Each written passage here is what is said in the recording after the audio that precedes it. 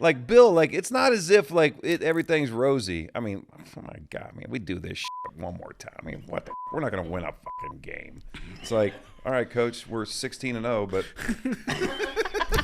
3-time Super Bowl champion, 3-time Pro Bowler, and ultimate prankster, Matthew Big Bear Gulch Light.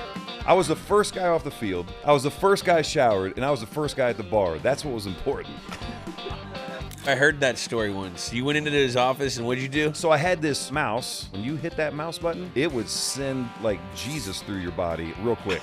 And so I go in there and I put that thing on his laptop on his desk. You know how many times Vrabel would have Tommy Boy on tilt during practice?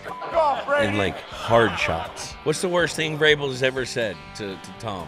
Oh, man. And today we are looking at 2010, Week 16. Patriots versus the Bills. Man, that was a special day, man. The most treasured thing that I own in my life is an email exchange between Bill Belichick and I. I've never spoken to anybody that's ever received an email. Like, Bill doesn't do human stuff, right? Like, I got an email. What does the email say? Games with Names is a production of iHeartRadio. I'm Julian Edelman. They're Jack and Kyler, and we are on the search to find the greatest game of all time. On today's episode, we're covering Week 16 of the 2010 season, Patriots versus the Bills, with 3-time Super Bowl champion, 3-time Pro Bowler, Patriots Hall of Famer, and ultimate prankster, Matthew Big Bear Gulch Light. That's right. King of the pranks. You guys will... You'll hear this dude is wild. Nobody's wild. safe. No one's safe. No one's Can't wait safe for 3 weeks to see what he did to us. Exactly. We get into getting snowed in Buffalo.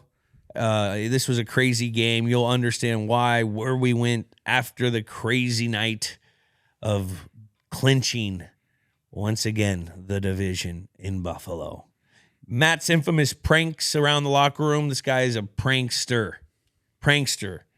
And what it's like getting an email from Bill Belichick. You're going to want to hear this. Wild. He said this is the only thing that he will ever want. Like the one thing that if his house burned down or if he lost everything that he'd want to save is this email correspondence This with Coach thread, Bill. Yeah. Incredible. back and forth. How quickly he was able to pull it up on his Oh phone my God. from Yeah. 20 years ago. Incredible. Quickly. Insane. I mean, he probably reads it daily It's a for party motivation. trick. It is. He should. Our thoughts on the TB12 roast, Tom Brady roast on Matt Netflix. Light was up there. Yep. Matt Light was there. And then we wrap it up with hitting the old hotline. Let's get into it. Let's do it. December 26, 2010, Ralph Wilson Stadium, Buffalo, New York. The 12-2 Patriots are on a mission to clinch the division. But the Bills and their lake effect snow have other plans. This is the Dinosaur for Life game. Hey-o! Welcome to Games with Names. We have a very special guest, Big Bear Gulch, Matthew Light from Purdue. Welcome to Games with Names. That's Jack, that's Kyler. And today we are looking at 2010, Week 16, Patriots versus the Bills. Why this game, Matt? It's a great question. First of all, if you ask me about any details of any game at any point, I'm going to know next to nothing. Nothing. I have no idea. I look back on my career, man, and I can't tell you a specific moment of anything versus like what you and like people that actually touch the ball and do like athletic shit. Like you guys could tell me exactly what the coverage was, you know, what you did. Oh, you know, I adjusted my route on this thing. And, oh, yeah, that was when I caught that. That was, 14 yards. And oh, that was a big pivotal moment of the game. Like, we don't care. I don't care about any of that, dude. I was the first guy off the field. I was the first guy showered. And I was the first guy at the bar. That's what was important. I'm going to have a good time.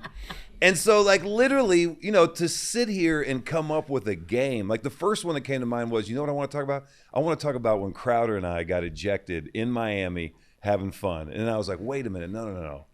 There's one that was a little bit more like your era. This game, what happened afterwards. And to me, and I know you're the same way, but again, you played the game from a different perspective. Like your mindset was completely different. Like you can remember a lot of really cool things that happened because you actually were involved with them, while I was like, basically trying to just catch my breath and, not fall down. But this game in particular, what it represents to me is what most of us seek as players after you retire, and that is the camaraderie, the little things that happen in the locker room, during practice, during training camp, the busting of balls, because to be honest, man, that's why I was in it. You know this. So what happened after the game? Well, it wasn't normal, I can tell you that much. So, I always just tell people, they're like, man, what was it like being in a league, and what was it like, Coach Belichick? But yeah, man, 99% of it was freaking brutal. We ain't basketball, baseball, where you get to go on road trips. They're slapping each other in the ass, having a great time right before game time. Oh, no. Like, we're sitting there, like, running into walls. Guys are, like, doing lines of coke. No, I'm just kidding. They never did that. But it was like, it's such a high, everybody's assholes tight. Everybody's freaked out. Puckered. And especially when you have a guy who literally has no sense of humor. Like, Bill, like, it's not as if, like, everything's rosy. I mean, oh, my God, man, we do this shit one more time. I mean, what the fuck? We're not going to win a fucking game. It's like, all right, Coach, we're 16-0, but I feel like we're doing pretty good. Now, something just came to my head. Bill he was notorious for fucking quizzing us on spot. And I could have sworn Matt Light was sleeping in a meeting, and Bill tried to catch Matt. And he goes, Matt, you got all the fucking answers. That's exactly what he said, actually. I was just going to say that. Matt, you got all the fucking answers. What coverage is that? And you hit the coverage. What was it, like 2 blitz zone 2C? It was like the square root of an isosceles triangle is equal to the opposite. Yeah. I'm like, and everybody turns around and they're like, because they know I sleep. Like, I sleep. Yeah. I slept through every meeting. And honestly, my wife was like, you're going to get fired like my first year.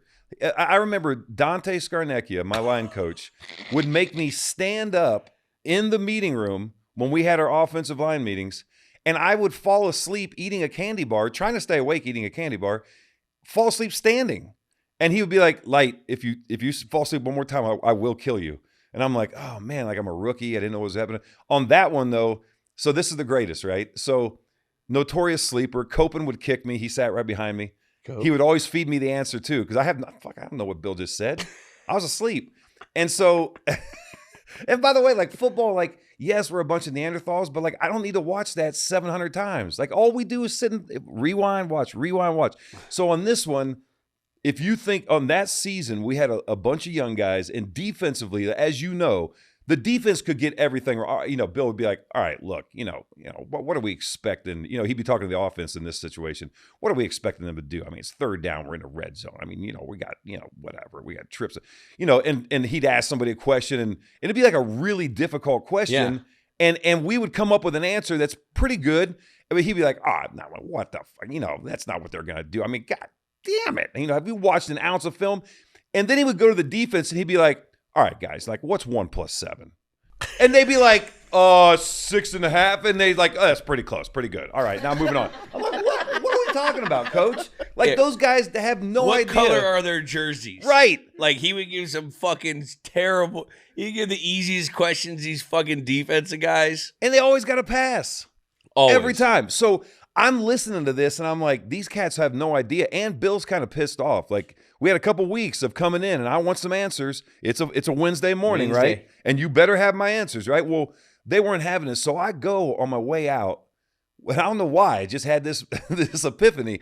And I walk into Coach's office, which is always awkward. Like, you don't go in there just to go in there. Oh, no. And you got to pass Bears, the little man purse right there at the front, right? And I love Bears. But, so anyway, I go in there. Coach is working at his computer, and he looks up at me. He's like, like there wasn't a question. It was just like and I'm like, and I right then immediately I'm like, why did I do this? This is not going to be. I'm like, Coach, hey, listen, I'm like, these guys don't have the answers. They're not coming in with stuff. I said, I thought it'd be funny if, like, next time we do this, like on next Wednesday or whatever, you throw me some questions, and I'll just rattle them off. It'd be like shit that even Brady wouldn't know.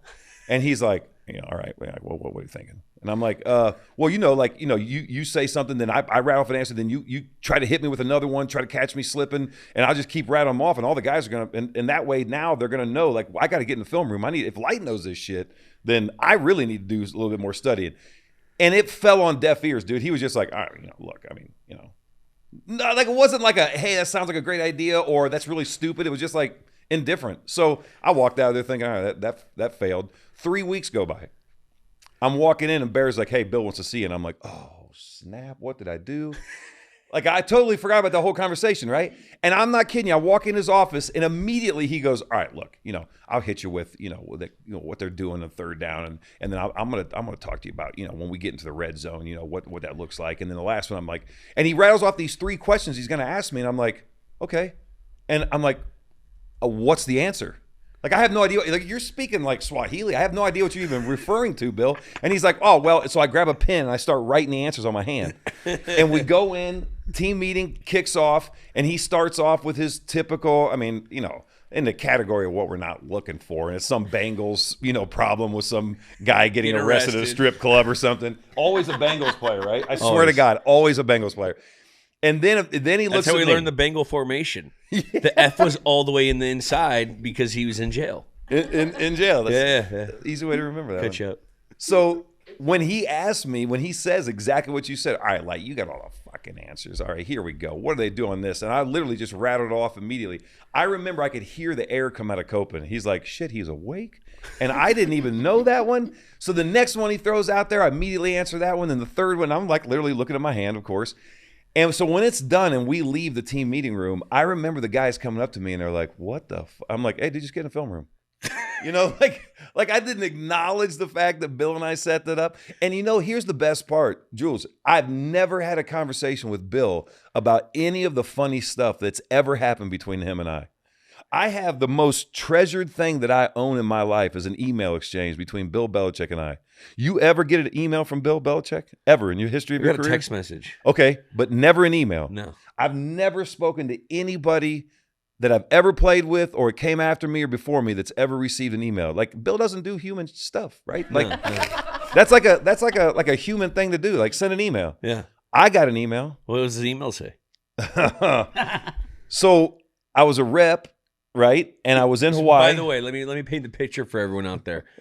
Light was a rep, a union rep, and Bill took everything out on the reps because they represented the union, and he hated like the time limits. Like, you guys figure it out. What this fucking shit? Like, well, and he couldn't do anything to us because he had Vrabel and myself, and like, hey, look.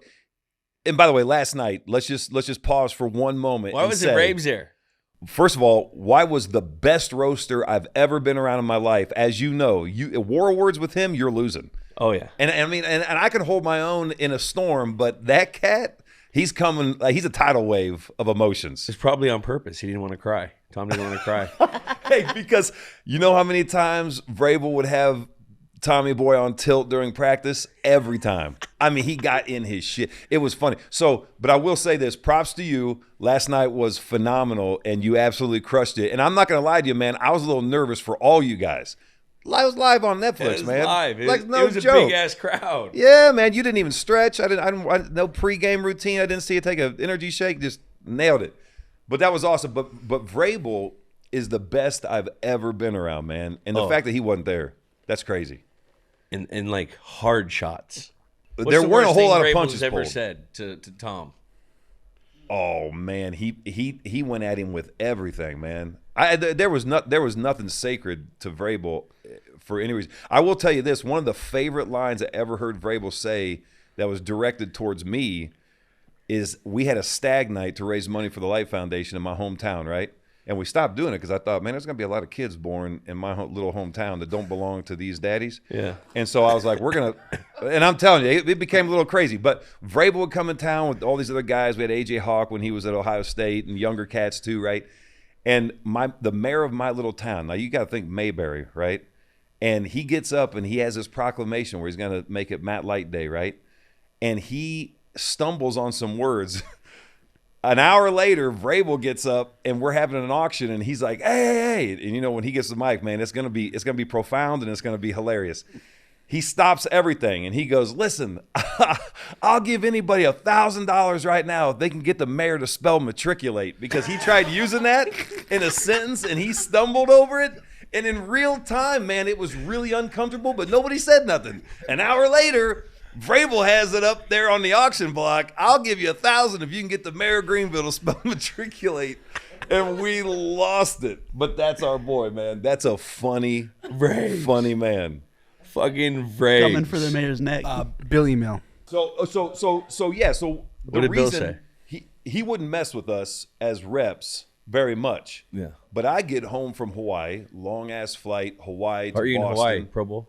It was the union meetings were there. Oh. And so when I went, I was the guy that where literally money got him changed. I passed a resolution saying, if I want to go to Hawaii, I'll go to Hawaii. I don't want to fly all the way to Hawaii. Like, why don't we do this in the States? We got all these, and dude, I think half the island wanted to kill me. Yeah. Because that was a big revenue. But anyway, neither here nor there. I get home, and this is like way before, we live in this crazy time now where like we think it's always been the way it is. I mean, back up 10 years ago, man, I wasn't checking emails from my cell phone. Still don't. I had... Of course you don't. Makes sense. Yeah, but you got somebody that will. Yeah. Ma, where's Meatloaf? Meatloaf! I never know what she's doing back What there. is she doing? What does she do? I don't know. So I get home and Protege.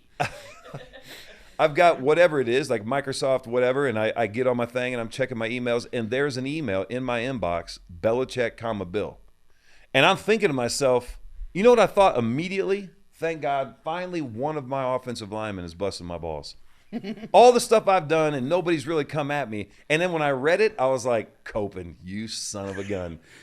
Because he's the only one smart enough at the time that would have done this.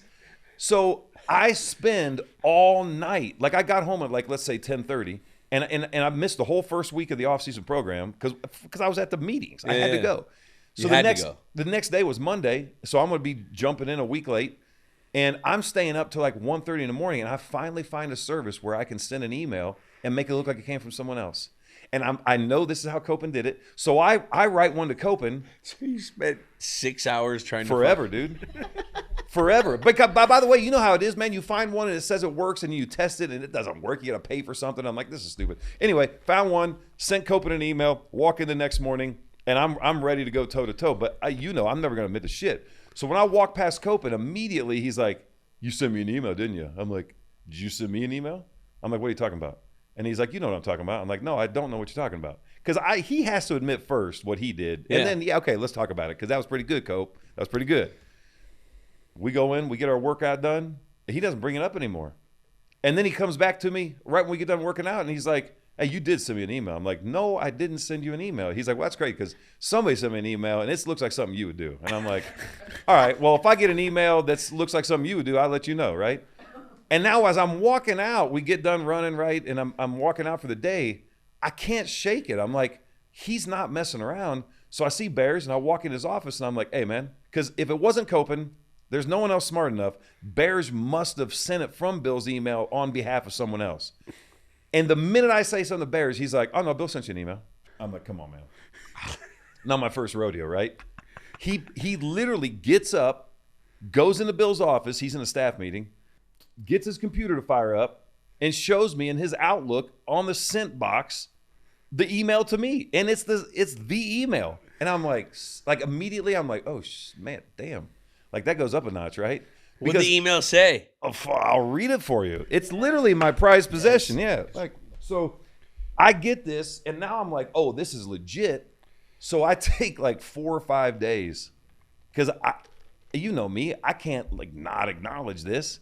I have to have some kind of a response. So I send my response and immediately I get one back. And the essence of what he sent back was, we're never going to do this again. Number one, because in the subject heading, it was concluding remarks, right? No joke. No joke. I gotta use that.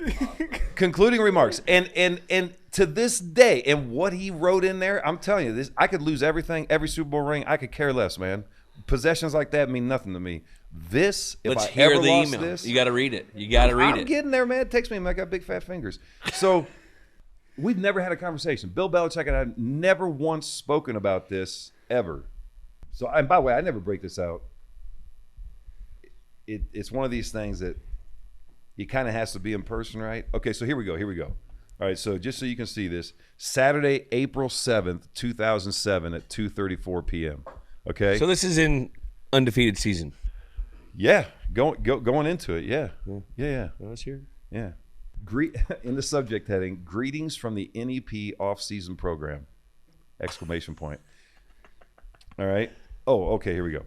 In quotes, this is how it starts. Not like, hey, Matt, or just wanted to touch base with you, sir. It's a chance for us all to bond and start putting the wheels in motion for the following season, left tackle Matt Light said in a recent interview. The foundation is put in place at this time of year. What you do in March, April, May, and June, what you do in that mini camp and the passing camp, it has a direct effect on the beginning of your season, and you have to come out of the gate swinging pretty hard. That's what we've been able to do around here. End of quote. Not bad. I mean, that's Kool-Aid. It's a good quote. Yeah, no kidding. Yeah. I got asked by a reporter in Hawaii about whatever, and I gave the typical, do your job speech, right? Hey, Matt, just read this quote from you, ... What the fuck? ?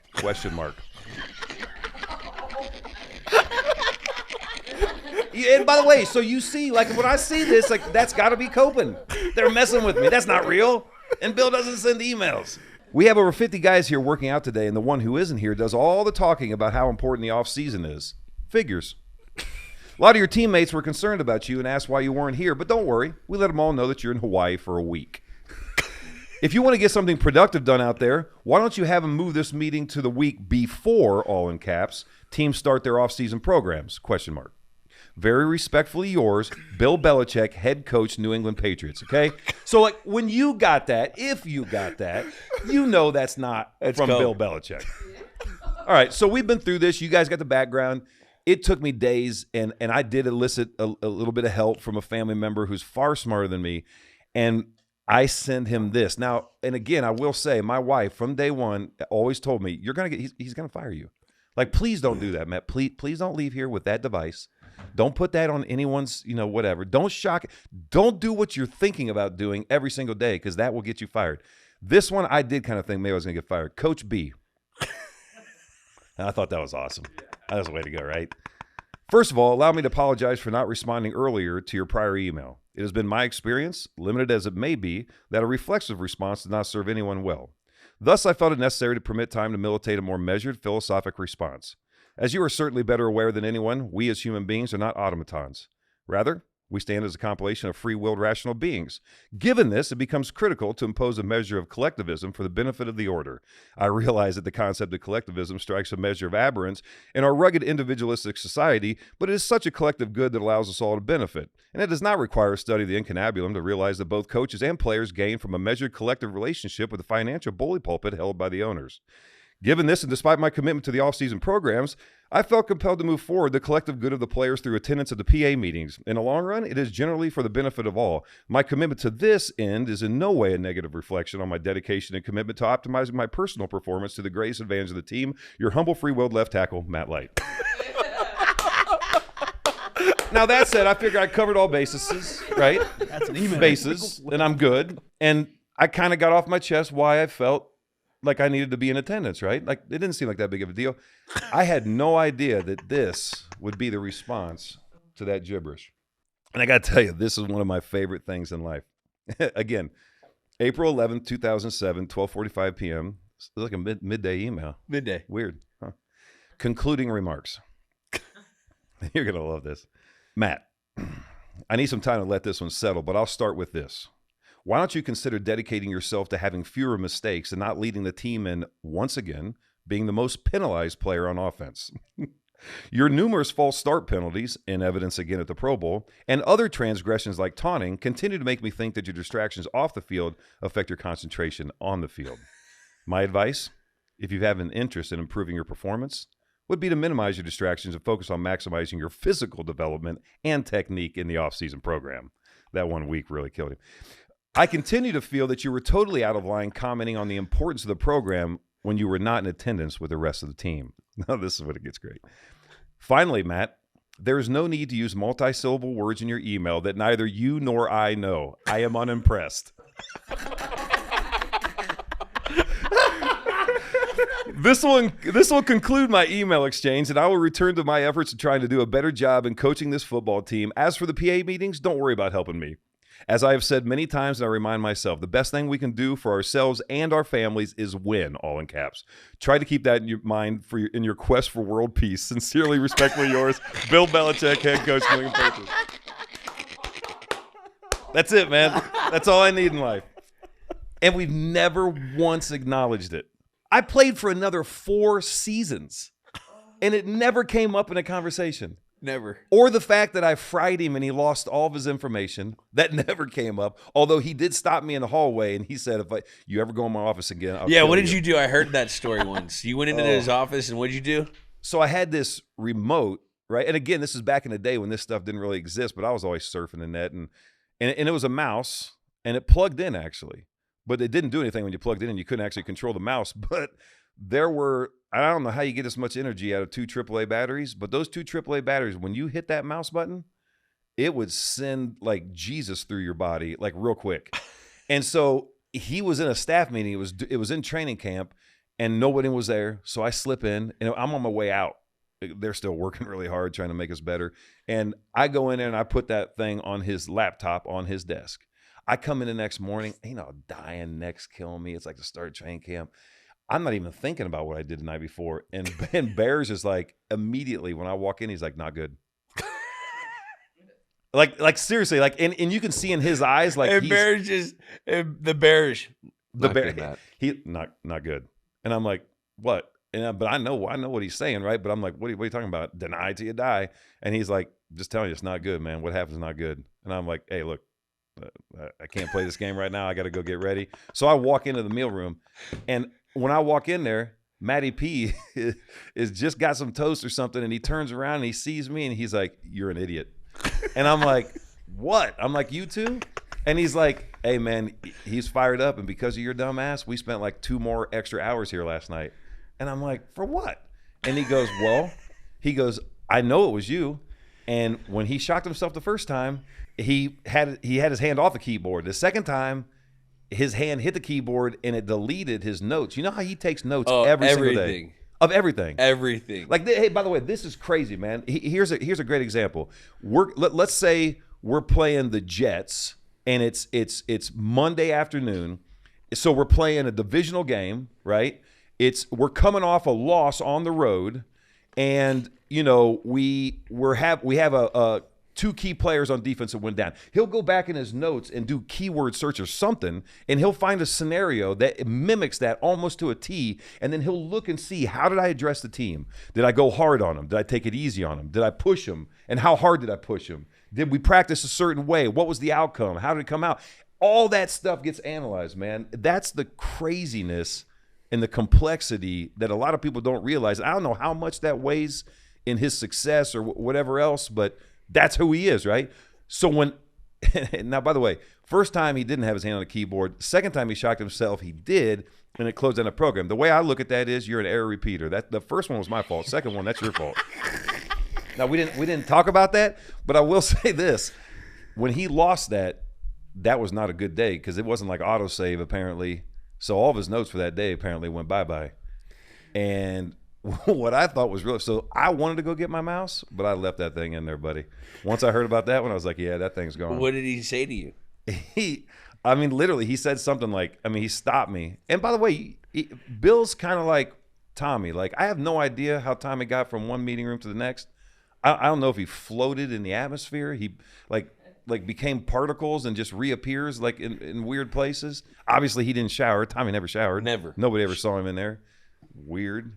Well, actually, I see him a couple times. He'd have the 2 shower heads on him. Remember, he would be in the corner sometimes. Rarely. And he typically would do after 2 a game. shower heads. I'm like, dude, yeah, you had 2 showers? I know. And neither one of those heads wanted to be pointed to him. No. Seriously. Like, the water was like, he's hydrophobic. Like, water doesn't like him or something. You got to think about it. He probably goes to like his sick home where like he's got like hydrogen-based water. No, listen, I think he has to wash him every day. I think so, seriously. That's Alex. Alex Guerrero, yeah. Little tiny hands. Like, so what did Bill say? Hey, man, he was fired up. He basically told me, if you go in my office again, I will kill you. And, of course, I denied it. I'm like, Coach, what are we even talking about? He's like, you know exactly what we're talking about. I really don't. I said, but I'm going to get some food here. I'll see you in the meeting room. But it was weird because Matty P came at me and so did Bears. And I thought they were, like, flipping it on me, right? Like, oh, we're going to make him think that, Coach is really fired up. No, Coach, because Dante was the last one. Because, Dante doesn't mess around. Dante was real matter of fact. What did Scar say? he's like, I don't think that was a good idea. You probably shouldn't go in the head coach's office. And I'm like, you too? I'm like, I don't know what you're even talking about. So did you deny it till forever? Forever. But so again, we didn't have a conversation about it. It wasn't like at some point he came to me and was like, hey, that shit was kind of funny. You got me. If that shit hurt. I'd be cool to acknowledge any of this. Like, hey, Bill, remember that email you sent me? Like, that was funny. But there's a part of me that believes, like, what he reiterated on his concluding remarks email, that he was kind of serious. You know what I'm saying? Dead serious. He may have been dead serious. He probably would try to kill you if you went in his office again. I bet you he got cameras put in for that.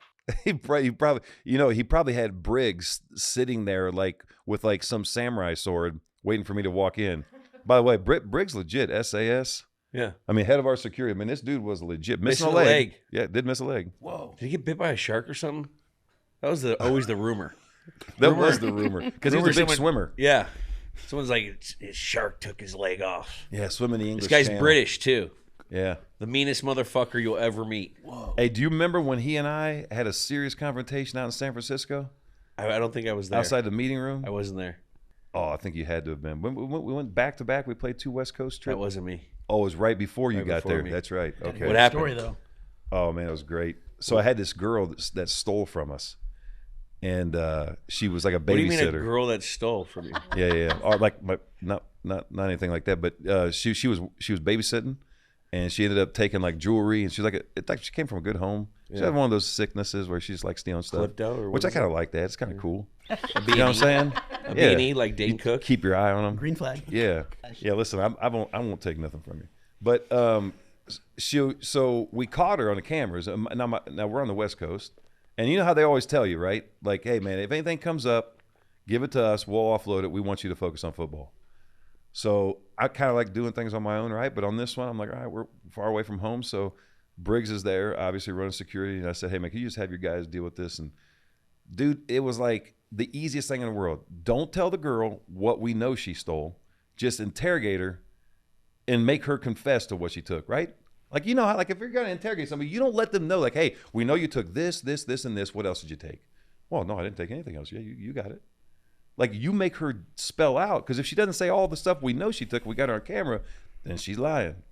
Dude, it was like freaking the worst, detective work ever. They get her in there and they basically literally say, we know you took this, exactly what I said not to do. So I lost my mind. I'm like, hey man, you had one job. Like Bill does. Yeah, and Briggs like, hey, fuck you, like you fuck me, and I'm like, I'm gonna take your leg and beat you with that thing. And that was the wrong thing to say, because actually I love Briggs. Briggs is a good Briggs dude. too. He is when you get to know him, but when you're new, he hates you. Hates you. Well, he's got it. That's like a whole British thing, man. Yeah. Like, oh, we're far superior than you idiots. We own your country. Like, no, you lost the war. Revolutionary War. Yeah. You lost. Yeah, we won. Partnered up with the damn French. But if you're SAS, man, regardless of whatever those guys are legit, real deal. And he was a good man. So so you yelled at him in San Francisco? Bill was coming down because we're getting ready to go in the meeting room, and it was like right at the start of like one of those days. You know how weird it is when you're in a hotel and you got team meeting in the big room, and you have these breakout rooms. And we're sitting out there, and we're going at it, and Bill basically walks over. He's like, hey, what are we doing? I mean, what the fuck? And I was like, this guy's an asshole. And the girl got away with it, man. What? Oh, yeah, dude. Scot-free. Hey, by the way, isn't that our world, right? Like, hey, we're not going to prosecute robbery. Oh, okay, that's a good idea. I'm sure they'll quit. By the way, the guy before Briggs was a madman, Frank Mendes. Woo! Frank got the boot, and our boy Briggsy came in when Frank chewed out the wrong guy. It was like a Kraft family member. Frank didn't last much longer. No. Good man. Now, how about that Brady roast last night? there was a part of me that wondered, how's this going to work? Live event. Live. Kevin, I will say, man, as funny as that dude is on everything I've ever seen, he nailed it last night, man. And it was so impressive to watch those guys, like the professionals, because I was watching the teleprompter the whole time, like seeing, are they going to hit it? This, Right. And they would just like segue and do their own shit. They would say the same thing in a different way, and then Yes. like it's fucking a skill. A true profession. And as we were talking earlier, man, like those guys support each other so much. You know, to me, Comics. Comics. Like, I think it's probably one of the most intimidating things from a professional standpoint, right? Like, if you're going to get to where you're well known and recognized, but then to sustain it, right? Yeah. And you think about like in football analogy, right? Like winning back to back. That's really, really hard to do, right? You did it. We did it, and you know, it's one of those things where we came really close at other times, but to actually do it. And so for these guys, some of these guys have had hit. I mean, you think about a Dave Chappelle who was there last night. Yeah. You know, you think about Bert and some of these new guys that have been rising over the last 5, 7, 8 years, right? How they do it. They do. Jim Gaffigan was there last night. I mean, all these iconic comedians, and what was cool is that they were all throwing a lot of love and a lot of shade to each other, because I think that even though they may be competing for the same dollars or whatever, right, and all that, there's the total love amongst all of them. Yeah. And Kevin, though, man, dude, he was, man, if somebody did something like when Gronk grabbed the wrong thing, or when, by the way, you see him back that teleprompter up, I was like, that. He's like, no, back. But if you're at home, you probably have no idea. None. That was just him being Kevin. Yeah. But he was legit, man. The whole thing was great, though. I thought it was phenomenal. The comics are kind of like the linemen. Put into work. Yeah, real sexy. Grinders. Yeah. All kind of weird, have had trauma in their Quirks. lives. Bert would be a good lineman, though. Bert is a lineman. Yeah, he kind of, yeah. But he looked a little skinnier than I thought. No, like in he's skinny. person. He's been working out. But like he has lineman heart. Yeah. Too much ego. Too much what? Too much ego from Bert Yeah, To you be a think lineman? so? to be a lineman. Yeah. We can say that he's been here. Okay. Friend of the show. Very cool. Friend of the show. Yeah. I gave him a joke last night. Oh yeah, When he Hey, by the way, he was loving your set, man. I was watching Bert. Heck yes. Bert, Tom, all those guys were loving you. You did knock it out of the park. Like I said earlier, I was a little intimidated for you. I was actually really worried about Gronk because he was amped up. Like when he was, and he starts getting a little jittery. You know which way that golden retriever is going to go, man. He may Hit the zoomies. Yeah. He hit the zoomies. Oh, I love him. By the way, I took him hunting. This was such a special moment, and I can't wait to get him out again. Although I don't think his missus likes the fact that he goes out and kills animals with me, but that's okay. We eat every one of them. We shot this deer. He said, "Light out." He goes, "You know how good wild game is?" I'm like, "Yeah, that's all I eat." He's like, "No, man, it's like really good. Have you ever had elk?" I'm like, "Oh yeah, just butchered one the other day." He's like, "Oh, no kidding." He goes, "I want to go hunt with you." I'm like, "All right, cool." So I'm like, "Hey, man, but you got to come out and take some shots. We got to get your hunter safety course and all this stuff." He's like, No, I want to watch you kill him." That's really not you hunting, but all right. So I got this tag. We go out. I shoot this deer, and my dog goes to track it, right? Because that's what he does. My dog can't find it, and Gronk is wearing like Zubas and tennis shoes, and we have to go into like the thick, gnarly, nasty thorns, everything. So my dog finally gets on this deer, and we're trying to keep up with it. Gronk's like caught in a briar patch. And he's like, "Is there ticks?" I'm like, "Yeah, there's a lot of ticks, man." I'm like, "You better check yourself, like legit." And so we finally get up on this hill, and my dog stopped barking. There's lots of ticks. They got Lyme disease, isn't it? A lot of ticks. Or Crohn's? I've had it. I do have Crohn's. Yeah. Bill noted that Yeah, in front I of the know. world. Yeah, I that, was, heard it. that was nice. I got one for him. But we finally catch up to just my shut dog. the fuck up. What'd he say? Exactly. First of all, he is lucky I didn't have the mic, because I would have had a field day with his ass. Got one right now. Yeah, that's a good point. So my dog, we get to this deer, and Gronk and I witness my dog jump on the back of this buck and ride him down the hill, and they're fighting. And he's like, "We got to save your dog." I'm like, "I'm not going anywhere near that." I'm like, "You can go in there and save my dog all you want." And it was classic, Did man. he go in?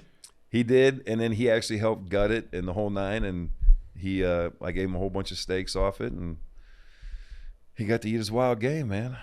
Good man. You're gonna come hunt with me at some point. We went pheasant hunting. Yeah, but that's not real.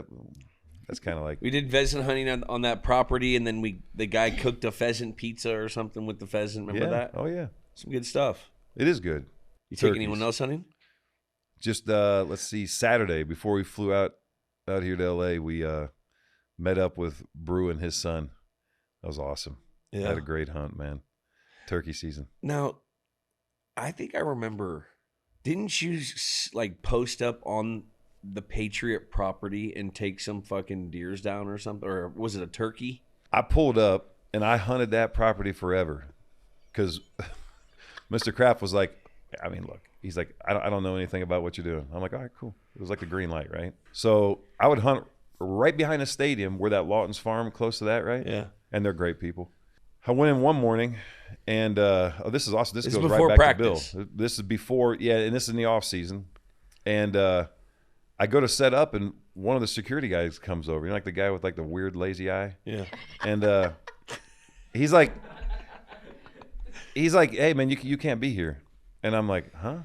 I'm like, no, I'm gonna park right over here. I'm gonna go in here and kill this bird. I roosted him last night. Like I know where he's at. And by the way, it's 3 a.m. It's dark. You know what I mean? So, and I got my backpack, I got my bow and everything ready to rock. And he's like, no, Briggs said you can't be here. Now this is like, and this is the off season right after that little kerfuffle. So I'm like, hey, listen, because you know Briggs lives like right around the corner. He lived right on the property. Yes. I said, if Briggs doesn't want me here, go wake his ass up and tell him to come out here because you're not stopping me and I'm walking right there. So I get my stuff and he's like kind of mumbling and I walk right in. I set my tent up. I wait for it to get light. Bird gobbles, flies down, sits right next to my decoy. I shoot him. I breast him out. I take him in. I always put him in the fridge there in the meal room. And actually, sometimes the chefs there would cook up some stuff for me. It was awesome. But anyway, as I'm eating breakfast, Bill walks in, and he's like, "I mean, look, what are we doing? You can't have a fucking weapon on stadium property."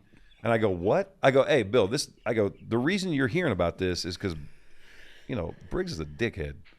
I'm like, I've hunted this thing forever. He's like, I don't give a damn what you've done. You can't have a weapon on stadium property. I go, Bill, it says you can't have a handgun. You can't have a gun on. I go, I didn't shoot a gun. I had a bow and arrow. He goes, this is awesome. He goes, you want to argue with me about what the rules say? I mean, the guy's pretty good at knowing what the rules are. I'm not going to lie to you. And when he said that, I started second guessing myself. I'm like, oh, damn, maybe it did say weapon. And so now the only thing I can pivot to, I'm like, I go, okay, Bill. So I check Jack Johnson and Tom O'Leary at the door too. I go, these are deadly. That's my only thing I had, right? And I remember the other guys that were in the meal room, like the younger guys, they're looking at me like, damn, dude, like that's your head coach. You probably shouldn't be saying that. And Bill's like, hey, look, I don't want to hear about it. Don't bring anything on here ever again. And he walked away. And I'm like, oh man, that may not have been a great idea, but yeah, I did. I had a little hunt that morning, and that may have been the last time I did that. How did you stay on the Pats for 11 years? I don't know. I don't know, man. I don't know. Did you ever see the video right before one of the Super Bowls, or were you there when I did the Harry Carey? Yeah, I saw the video. I remember. Didn't you do like a video around where he was like massaging you or something? Or yeah, I thank Vrabel for the happy ending. And by the way, I did that, shot that. Because you know how the defense with all their little perks. You remember how they would show a funny video the night before the game, and they would have something, and they would all be cutting up, laughing over there while we're getting dog cussed. You guys suck, and they're like, ah, having a great time. So Bill came up to me, or it may have been Matty P, one of the defensive coaches, and was like, "Hey man, we want you to do this video. Will you do a video for us?" And I used to always do Harry Carey, right? I remember. So give us a Harry Carey real quick. Hi. Mike Vrabel, you're a good man. You're a good man. I love you, Vrabel, with your milky hands. You're so soft and sensual. Anyway, if the moon were made of spare cheese. So we would do that and have fun, right? And I did that video, and I remember there's a security guard. Was it Castle in on this? He may have been. I was on a treadmill for a while, yes, like half naked. And I don't even know why. Like, it was just stupid stuff. And I remember I had to get glasses. So there was a security guard that had these big Coke bottle glasses. And this is like right before the Super Bowl.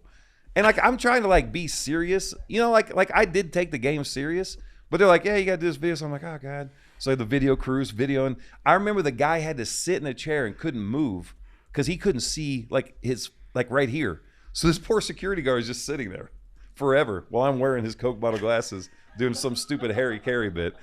And I remember, thank God we won that Super Bowl because I remember Mr. Kraft apparently got a hold of it and played it for all the people on his private jet on the way home. Because I met some of them. They're like, hey, we watched this awesome video of you on the way back from the Super Bowl. And I was like, what the?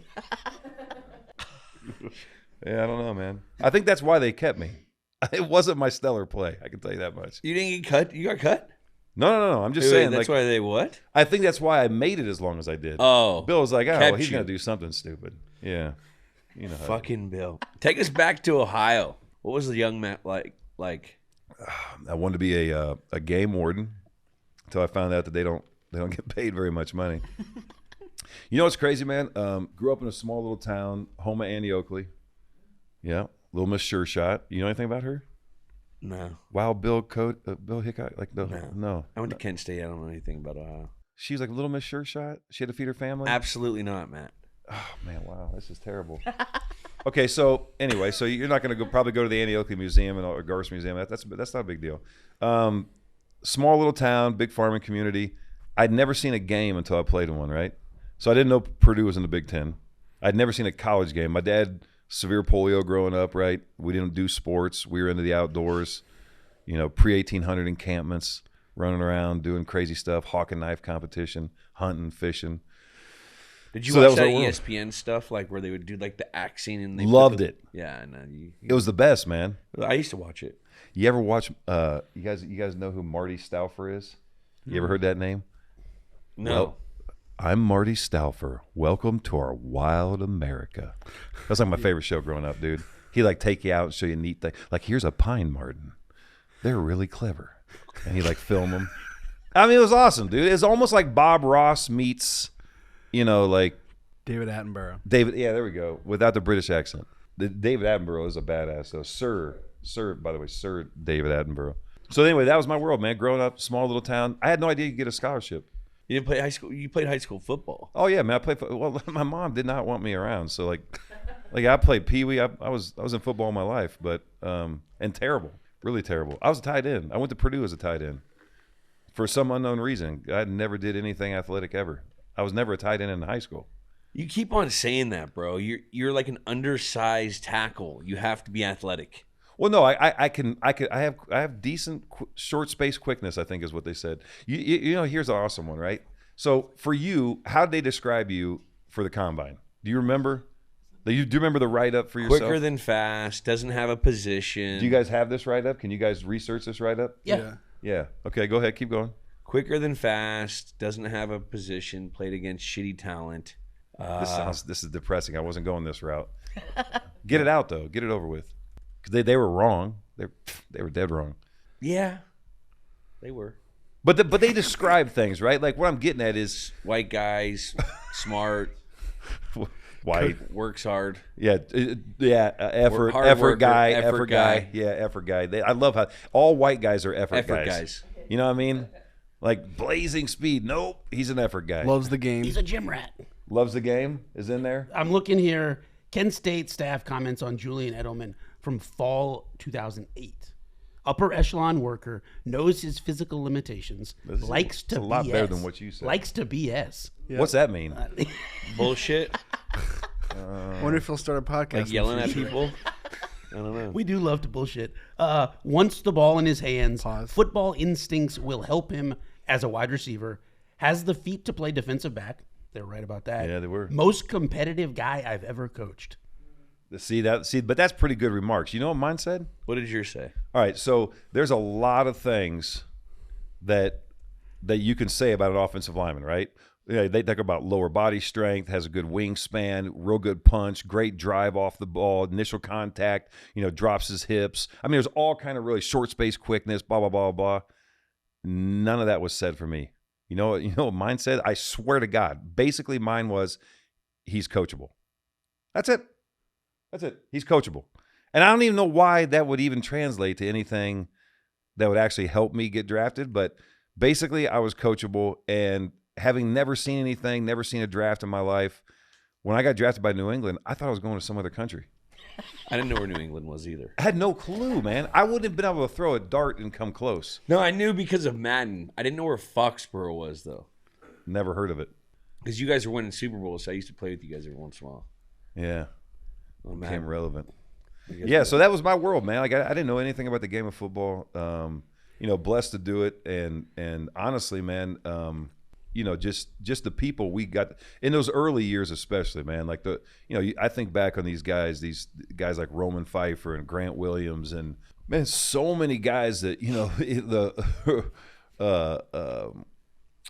Rodney, man. Oh man, Jermaine Wiggins. Gosh, man, we had Mike Comptons. We had all these guys that we didn't have we weren't individually announced. That was a big deal. But that's because none of us, were above the other. Yeah. You know what I mean? Like, I used to always say this, man. Bill could do it the way he did it, and he could drive all of our dicks in the dirt every single day because we were all in the same pit of despair. If there was somebody that was up on a ledge looking down on us that was a teammate, it wouldn't have worked. No. When and by the way, there were times that he did show some favoritism, and that's when things got ugly in the locker room. Defense. 100%. Defense. But if we had a good practice on offense, we had a bad practice as a team. Yeah, Like if we dominated the defense, we had a bad practice. no doubt. But there were guys that he did put on a little bit of a pedestal, and it created problems. Who? Like an AD. When AD got there, Oh. you know what I'm saying? Like there was some deference shown in certain ways. I mean, like he didn't let Tommy off off of anything. Like if there was an issue, it was coming out in the team meeting room, full tilt with the number one guy in the league. He did not care. No. But I think that's why, when you're all in the same pit together, if you don't rally as a group, it gets real bad. It does. We all are dragging our dicks in the dirt together. That's a fact. Now, you played with Drew Brees at Purdue. Any good Drew Brees stories? How was Drew? Love that guy, man. Guy has not changed to this day. Yeah. Well, he has actually. Get that scar removed. Pernick. What is it? Pernick. What is a pernick? We named it. We did. We actually named it. And we had the rookies doing rookie skits at Purdue. And one of my favorite ones was we talked these guys into gluing a dry eraser to their face to represent Pernick. Because, dude, Pernick used to be real hairy. I'm talking like, that was like a chinchilla. And, hey, look, man, God love him. And Pernick's a good guy, too. But we had some fun, man. We had so much fun at Purdue that I think they still talk about our era going through there. And to a degree, I kind of feel the same way about our time in New England. Oh, yeah. We had so much fun. We did it at such a high level. But after games, we all went out together. Oh, yeah. But I think that's the one thing that I look at now, and I feel kind of sorry for these guys. It's a different world, but if you have strong leaders, you can still have fun as a team. Yeah. I don't think that, but you have to sacrifice, man. Somebody has to plan it. Somebody has to take the time to organize it and get them together.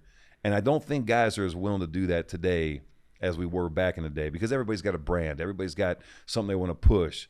And what they don't realize is that, man, when you take the time to do those little things, like we had the Fat Man Cup Series 2000, go-kart racing, we ruined every go-kart. We probably put this place out of business. But it was all the linemen. It was awesome. Wrecked them all the time. Were you were the one planning all this stuff, right? I mean, it was me, but it was also guys like Joe Andruzzi. I mean, it was typical offensive guys. We're smarter than most of the defense. I say it all the time on TV. And by the way, you remember how great those Halloween parties were. I didn't go. I was too young. Really? Yeah, and I wasn't cool enough yet. Oh, man. I didn't get to go to the infamous one where Bill came as a pirate. It was fitting. It was damn fitting. Hey, I can remember this about you, man. I remember, and I know you had this all the time too, but people, whenever you had a break during camp or, whatever, or you're talking to somebody, people would ask you like, man, who's the new dude in camp that impresses you? And I remember I was like, hey, man, I don't know how it's going to work out, but this little Edelman dude, this kid wants it. He's gonna be a damn good player. And I'm like, oh, man, I don't even know that. Oh, yeah, I think I heard that. And I'm like, no, trust me, man. This kid's going to be unbelievable. And I remember saying that about you, and people kind of like balking at the idea. And then it didn't take long, man. I mean, hats off, man. Your career. I wish we played longer together, but I do too, because I used to hang out with the lineman guys a little bit. Oh yeah, You know, I go hang out with you guys. You guys, like, I was a young player, and Thanksgivings and you know, holiday stuff. You guys always invited me over, and I'd always go over to the house. And you guys just, like, I used to call you Big Bear Gulch, you know, and I was Little Gipper. Little Gipper. Little Gipper. That was my little Gipper. You know, and he always, you know, Matt was a fucking superstar already at the time. And, you know, when you're a young guy and you have one of your premier players on the team that's, like, putting his arm around you, like, that gives a younger guy so much confidence and, like, that sense of belonging, you know, which you don't feel that a lot. Were you 09? I was 09. That's right. Your Gosh, Tommy it all came runs back. together. You know what I remember, man? I stuck around till 11. Oh, I remember. You Because told of me in you- the shower. You told me in the shower. I go because I didn't play that much in the Super Bowl, and I remember I go up and I'd always ask you after games, like, "Hey, you come out healthy, man? You good?" And you're like, "I'm done, Bubs," or you said, "I'm done. I retire." Right in the shower. Remember that? I do. You know what, man? With a year on my contract, the only thing I was thinking about at that time was it was probably the best season I had in my career. Yeah. I mean, obviously we didn't win when it mattered the most, and that's fine. You know, that's football, right? But to me, it was like, man, and my daughter was closer to being out of my home than in my home. Jesus. And the realization at that time was, you know, what is truly most important. I mean, look, I was having fun. I always had fun. But it was there was a cultural shift my last few years, right? So when you came in 09, that's when I started to sense that guys, like, I don't know if you remember this, I used to walk through the locker room and knock guys' phones out of their hand and be like, hey, man, you know that guy right next to you? Like, you're number 30, he's 31, and you guys should talk to each other. This is really awesome. I'm like, yeah, this would be really cool. Look at you guys. Look at you guys. There was a shift in how we did things. It was hard to get guys to do stuff off the field together. You know what I mean? And I started to get a little jaded by it. It's like you put effort into it, and you want these guys to come out and do things. And I think looking back on it, man, I've had guys come to me and be like, man, you know what I miss the most is just being around guys that I trust. Yeah. And that's a big part of leaving the game too, right? You know, all the fun moments, all the winning, you know, even the losing, you know, the crazy moments, getting ejected, whatever. I mean, I loved all the craziness. And I love the fights, man. I miss that the most. And it's hard to do that in the real world. You can't. Like I mean, fight. Like, it just doesn't work real well. you guys tried that. Where was it? We did at the casino. Yeah, at the casino. Yeah, that didn't I remember work that out well. whole. That was a big lawsuit. You know what I loved about that one? They put, you know how we were always playing cards in the locker room? Yeah. Like we play euchre and all this stuff. They took a picture and blurred out the lockers in the background and put that as the headline picture, like it was me at a casino, but it was me in the locker room. Like I knew where the picture came from. They're so sneaky. Sneaky. So sneaky. Let's go back into time. This is a segment where we go back around where the game took place, December 26, 2010. We talk a little bit about pop culture. Number one movie was Little Fockers. You remember that? You watch that movie? I did, yeah. Oh, yeah. Love a little Yeah. De Niro action in Yeah. a comedy. Uh-huh. Number one song was Fireworks by Katy Perry. Man, I remember this shit. It doesn't seem that long ago. Was that, did she do that one when she was on the elephant for the Super Bowl? Ooh. Was that like the It same? might have been. Let me double check on that. I remember that whole, like a lot of pyrotechnics and a giant elephant. Remember that? I don't. It was like a halftime show, right? There was the shark plushie things. Left Shark? Yeah, you remember? I don't. One shark was animated and one shark was like kind of dead. I don't remember that. Weird. Around this time, December 19th, the Philadelphia Eagles beat the New York Jets in the Miracle at the Meadowlands. You know how many times we watch that goddamn film where you're not supposed to kick it to fucking Deshaun Jackson? Oh my gosh. How many times we watch this after this? It's no. Look, asshole, just punt the fucking ball out of bounds. There's certain plays that he would bring up 5 years after the fact, every year. We went over the goddamn free kick. Oh, every Friday, and it hadn't been used since 1982. The one where you fair catch a punt, and you get to line up and have a free kick at the end of half. Yes. Well, but there's a lot of things like that, though. I'm sure you can dig up a lot of things that were brought up over and over again, practiced even ad nauseum, and then executed at some point, which is kind of crazy. No, I mean 2-point play. That 2-point play we had. Which 2-point play are you talking? It was years Kevin ago. Falk, because it was K Falk's 2-point play. Yeah, where Tom would go. Like yes, this, that's right. And it was just like a up the gut kind of a misdirection blitz deal. zero. They'd throw the fade, light in the box. You run the Kevin Falk. We used that for like 10 years. December 14th, Hulk Hogan marries his second wife, Jennifer McDaniel. Shout out Hulk. Dude, Hogan still looks good, man. Is he still looking good? I haven't seen him in a minute. Still rocking it. Yeah, down Florida. You haven't aged a bit. Thank you. You look good. It means a lot. Gosh. You look good. Better. A little gray. I'm gray as fuck. You're getting there, but it's distinguished though. I like it. Whatever. Tron Legacy, The Fighter, True Grit, Love, and Other Drugs. Oh, I remember that. Was that the Gyllenhaal? Yep. Gyllenhaal about Viagra? Yep. That was a good one. Good one.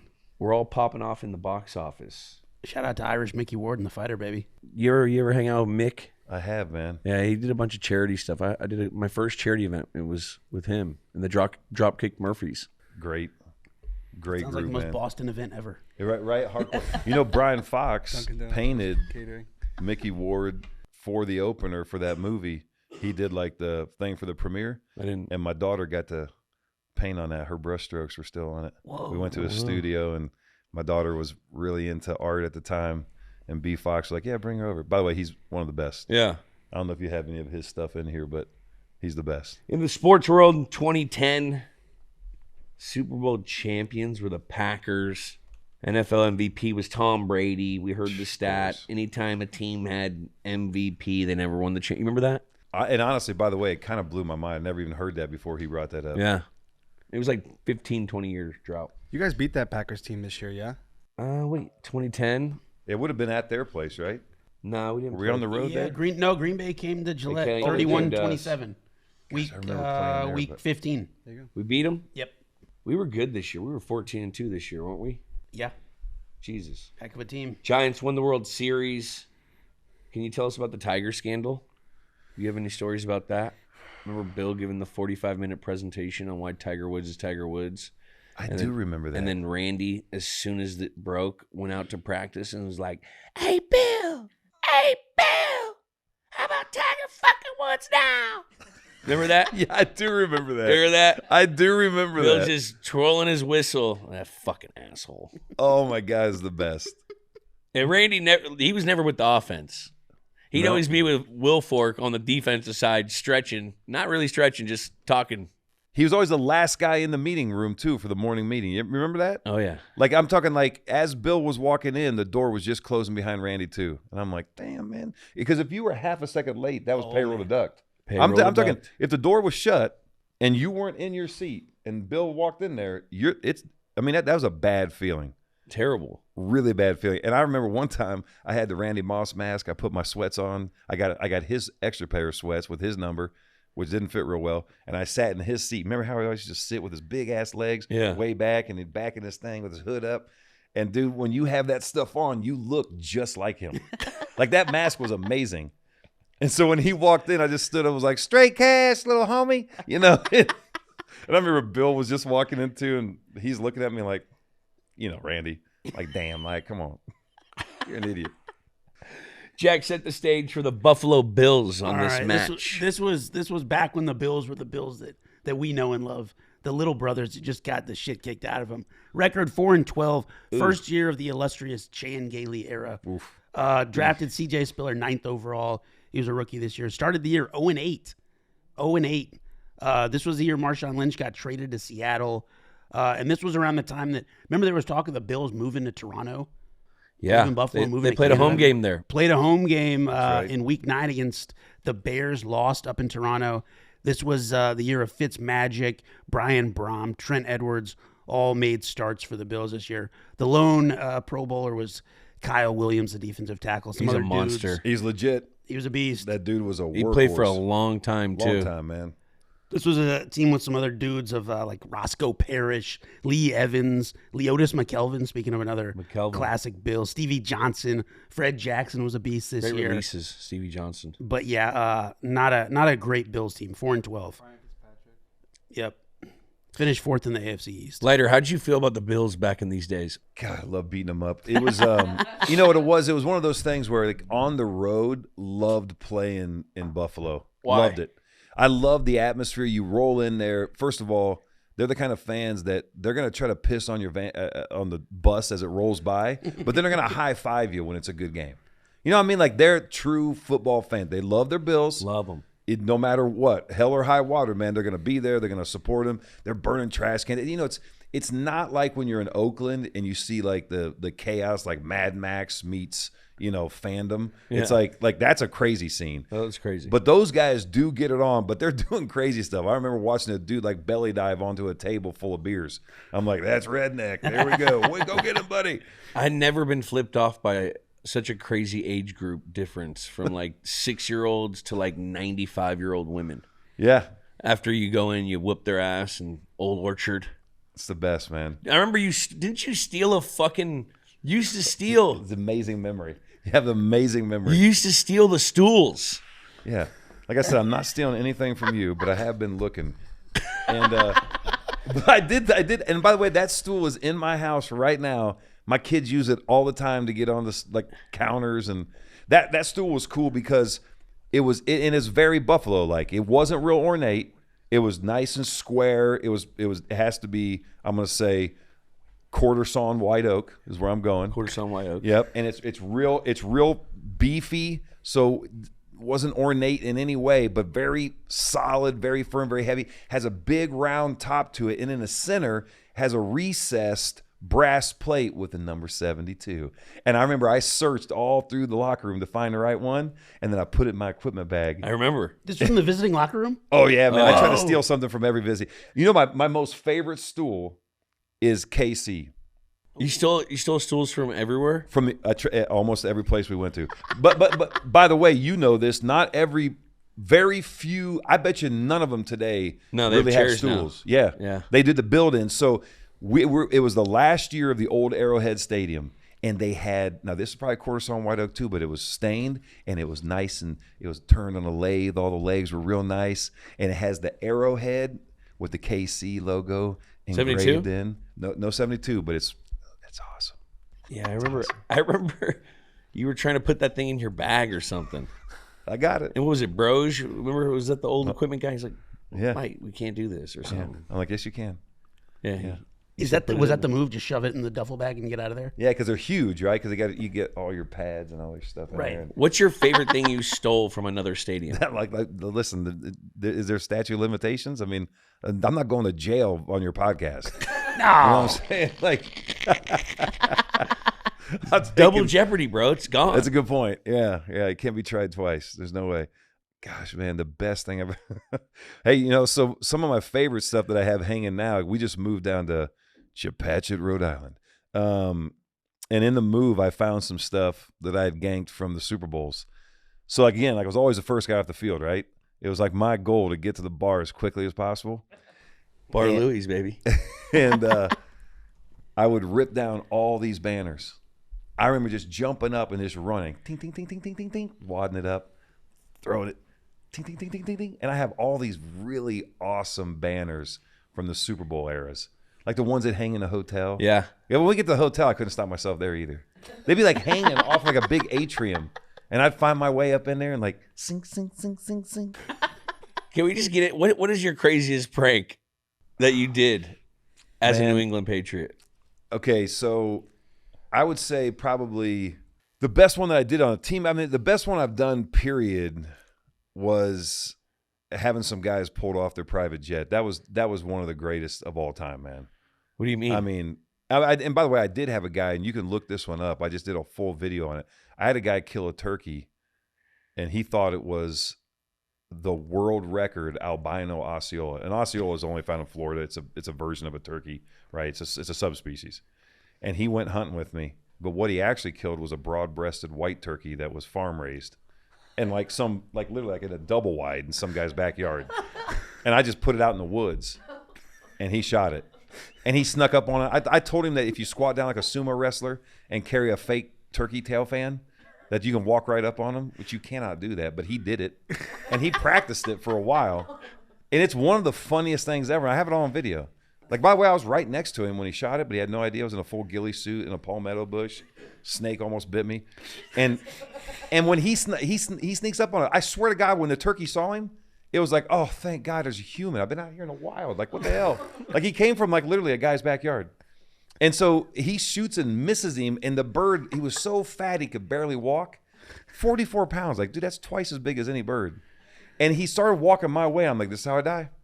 Being a dumbass. God. This is how I die. And thank God he didn't shoot me. But anyway, my brother calls him as the head of Florida Game and Fish. I made up 200 copies of a magazine where he's on the cover. And he thought, like, I'm dead serious, dude. I put a lot of effort into this. A year later, he gets up on stage at the shootout where we sold the hunt to begin with. And I said, Jamie, you got to come up here and help me sell this thing, man. I'm like, it's going to go for big money. You just shot the. And so he gets up and he's talking about how he killed a Moby Dick of turkey. He's the Tom Brady of turkey hunt. I got it all on video. I had my guys there wearing Florida Game and Fish collared shirts that I had made up, because they were there to get content for their website because they were getting ready to launch it. They brought 200 advanced copies of the magazine. He's signing the magazines for people at the event. Like, you can't make this stuff up, right? He had it mounted, a farm-raised bird mounted. So up on stage, he's talking about all this stuff. I'm the Tom Brady of turkey hunting. I killed the Moby Dick of turkey. And then I said, well, you know what? We actually have this on film. Why don't we roll it? And in front of 500 people a year later, he finds out. It shows me getting the bird. And he's on stage like, are you serious? Like, all this realization. It's one of the greatest videos you'll ever watch, man. We laughed so hard. Didn't you do a prank on one of our tight ends? And it got real bad almost. Uh-oh. Did I? On a tight end? Didn't you move Hernandez's car or something and he got super mad? Oh, he was fired up. Well, no, you know why. Oh, no, hold on. That wasn't Hernandez. That was his counterpart in Florida. Linebacker. Spikes. Oh. That's exactly who that was. Yeah, by the way, Hernandez and I did not get off on the right foot because I was the guy. I had a hog head in my truck. That was weird. And you remember Donald Duck? Yeah, you put a duck in his locker. I did put a duck. And by the way, for 2 days he had no idea. It was a live duck, not a dead duck. I would never do that. A live duck in the locker room. And it was quacking and everything else, and he must have thought it was just like us messing around with him. I'm like, at what point is he, and like the thing needed water? Like, it was terrible. Anyway, he took it home, by the way. The duck is still alive. I'm not just saying that. Like, the duck's fine. Don't think the duck's in trouble. His name's Donald. His name was not Donald Duck, but we did say that. We used to get him all those little ducks, and they have a whole bunch of them. Like, one looks like a ballerina, and like the little ones. Anyway, I put it, and then somebody was like, hey, man, he's the guy that got busted smoking weed at Florida State. I'm like, sweet. Or Florida. I'm like, this is awesome. So I took this hog's head, and I put it in there, and I rolled up a piece of paper, painted it red on one end, and I stuck it in the hog's mouth, and I said, hey, welcome to the team. It's time to go hog wild. And I thought that was funny. I found out when he walked in, he was not impressed. And I was like, that's kind of a dick. Kind of a dick. So anyway, neither here nor there. Spikes, I watched him pull up at Patriot Place and get out of his whatever the car was, and he had a handicap thing that he put in his windshield.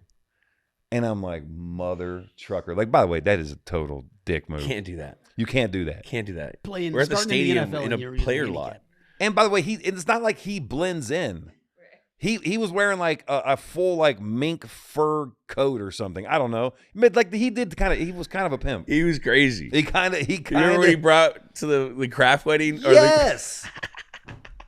Like, I don't know where he hired her, but that was some crazy stuff. So when I saw that, I'm like, no, that can't happen. And there was a part of me being an old timer. I'm like, that's just not right. So I stole his car. I still have that. I still have the handicap sign that he put in. It's in my room. Where did you put the car? I put it over by the bubble, and he was so, like, he one of the smartest one out there. He was so dumb, he could not figure out. He came to me and was like, did you take my car? I'm like, no. And he was like, all right. And like 3 days later, I'm like, has the guy got his car? He didn't. And they're like, nah. Like days and days go by. I'm like, whoa, this guy's troubled. Very trouble. Jackie, break down these New England Patriots. Oh man, this was a heck of a year for the Pats. 14-2, best record in the league. Won 11 of the last 12 games. Coming off a season where we went 10-6. Lost Dean Pease in the offseason. DC. Dean fucking Pease in that Blade Zero. That's right. Remember Randy used to yell at him all day long about that? Yes. Every walkthrough at start of practice, Randy walk out. Dean Pease in that fucking Blade Zero. Lost me a Super Bowl ring. Speaking of Randy was traded to Minnesota this October. Also in October, Deion Branch came back. This was the year Tom Brady won MVP, as we talked about earlier. Jules, this was your second season in the league. When they traded Randy, I thought I was going to get some more opportunity. I was like, yeah, it's my shot. It's my shot. 2 days later, we bring in Branch. Didn't sniff the offensive field yet. Son of a gun. Oh, man. But this was Love also Deion, though. Dirty. The best. a lot of Pro Bowlers on this team, too. Tom, Wes, Matt, Logan Mankins, Big Vince, Mayo, McCourty, Brandon Merriweather. Vrabel was on this team. I mean, this was a heck of a Patriots team. Who was your biggest bash bro? Was it Manx? Logan? That dude was a fucking... The best. Man, I tell you what, you remember his hands? Yeah, they're like 5 hands. They are like 5, and his wrist articulates in some weird snake-like, I don't know, it's That's impressive. why he could grab. And you remember when he did the old uppercut? You remember when he got kicked out? No. He punched some dude in the nuts. I don't know, was I there? Oh, it was awesome. So great. Anyway, and Logan wasn't dirty ever, but that dude played with an edge, and I can honestly say that we had so much fun as a unit, like whether it was Logan or, Seabass or Cope, and I mean all the guys we had. Neil, Steve. I love Steve. Legend. You remember the Four Locos? Remember when they banned the Four Locos, he bought a crate of it and had it in his house? I saw him drink 6 in one night. That you shouldn't be alive. No, you shouldn't. Like 1 is a bad idea. 2 is kind of stupid. Like he was indestructible, man. No, Steve was a monster. He could barely lift his arm and he was fucking playing. Remember that? He'd have those shoulder his braces shoulders were on. in trouble, man. Oh. He was the only guy that could get knocked down and get back up and still be blocking this guy. Nothing he did technique wise was what Scar wanted. And finally, Scar was just like, you know what, Steve, you're winning, so you're good. Just do what you do. I remember one time we had a party at Russ Hochstein's, and he got lost in the woods, and he woke up, and he had like 700 mosquito bites on him because he was like literally in the woods. And the next day, like that day he woke up, we had to go in for our off-season physical, and he shows up, and we're all wondering, like, we didn't know what happened to him.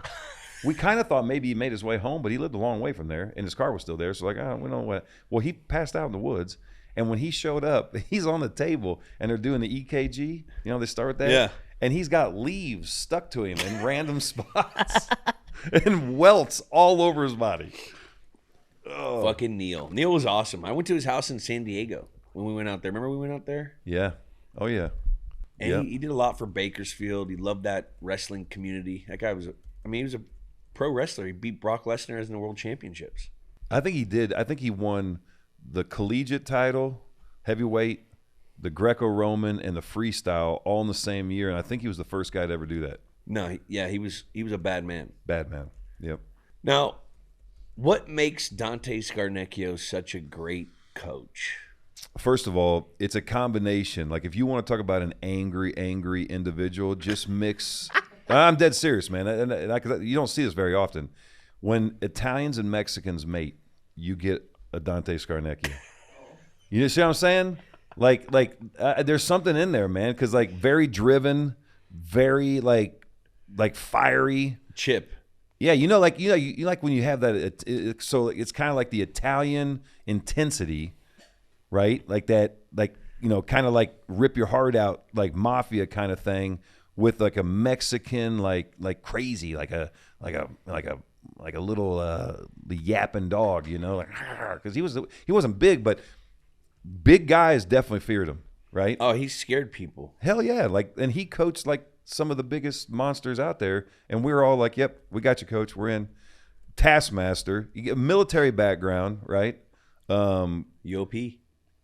Coach forever.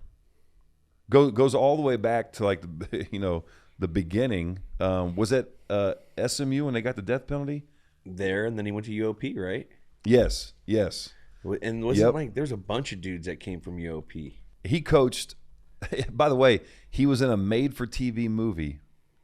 I don't know if you know this or not, and there is evidence of it. Actually, I had the video. We played it one time in our meeting room, and it was the Pittsburgh and the Steeler Kid. Okay, you can look this up. Pittsburgh and the Steeler Kid, and it was like a Monday night special back when like Monday night specials were like a big deal, and it had Mean Joe Green and all these other guys, and Dante was a coach, played a good role. And I remember, like, I forget what his lines were, but I used to say them to him, like, randomly. Of course, like, nobody knew that this movie existed. And he knew, but he knew. But, no, he was, you know what, man? Nobody worked harder than him on the staff. I mean, a lot worked as hard, I think, but nobody worked harder than him. He was the first one in the building.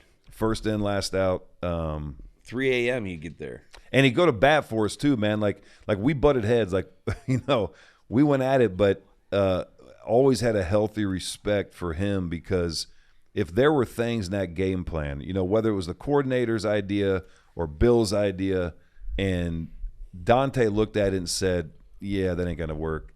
He's not going to just hang us out and be like, look, this is what they want, so we got to do it. He's going to go there and be like, nah.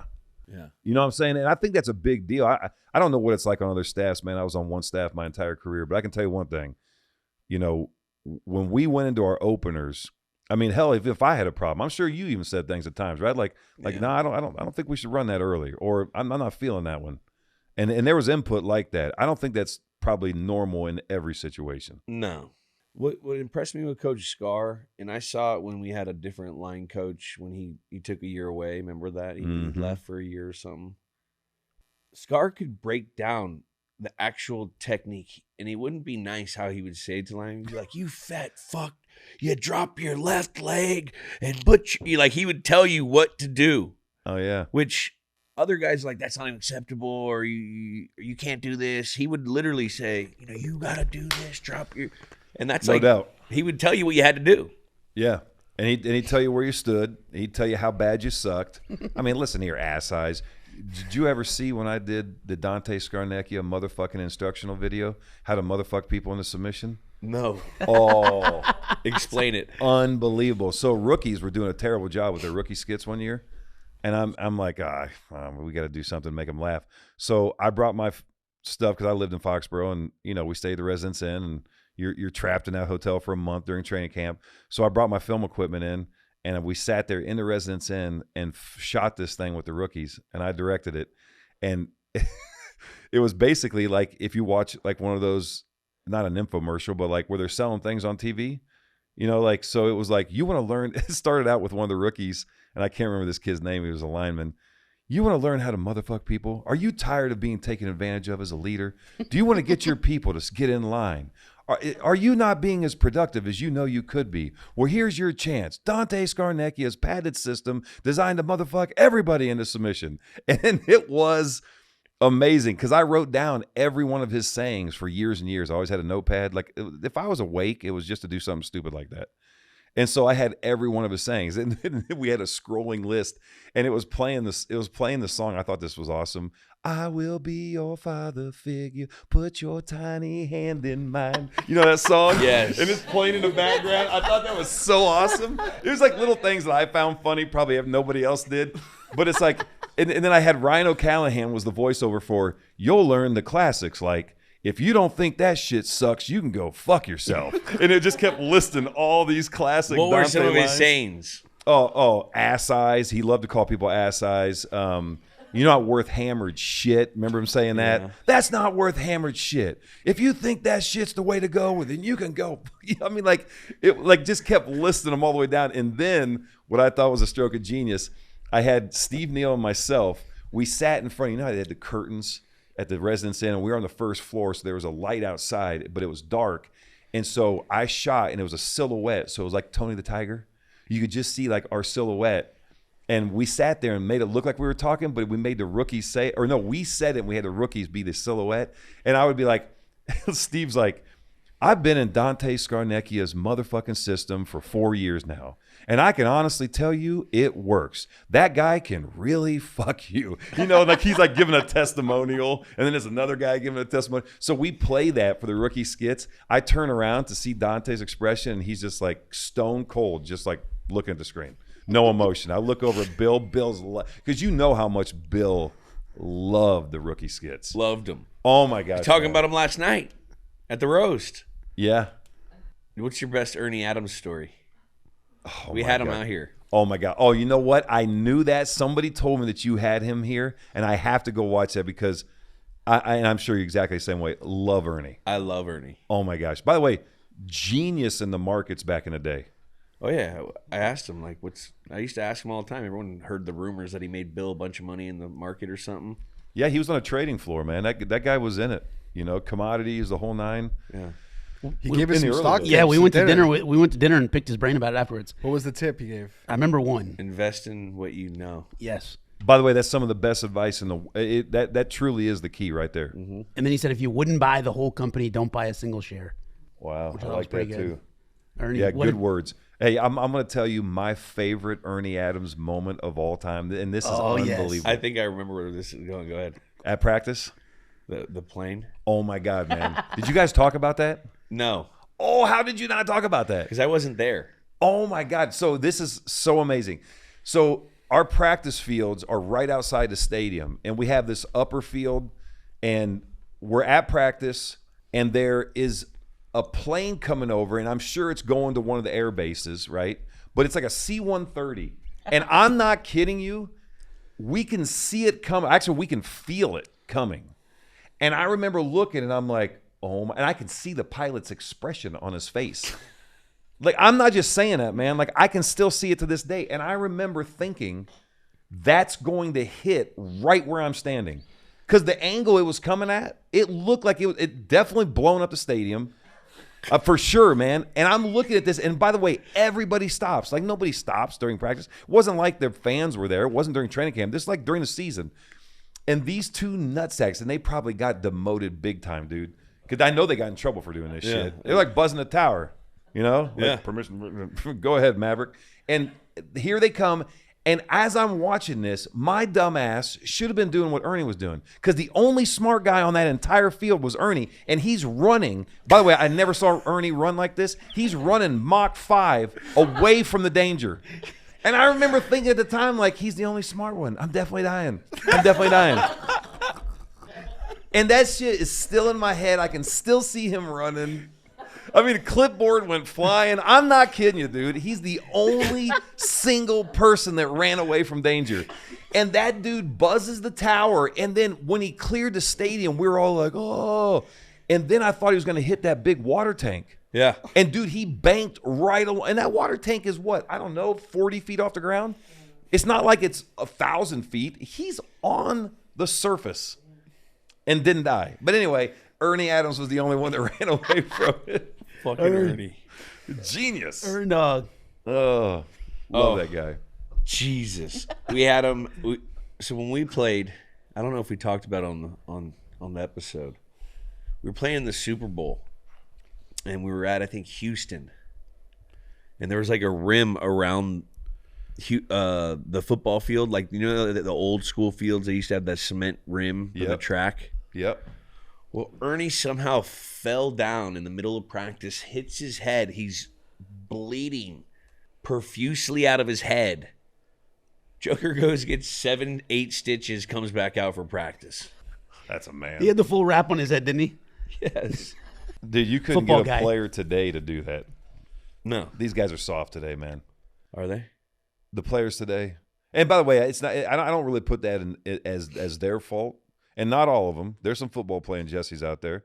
Like, I think I told you this, man. Like, David Andrews is a throwback. Yeah. Like, if I had to take a guy that's in New England right now that, you know, I love the way he plays. I like his style. I like his approach to the game. David would be it. I think he's a great, you know, well, he's a great voice in that locker room for a lot of reasons. But, man, I tell you what, man, the violent side of the game, what I love the most, and not just to be violent. Football is a violent sport.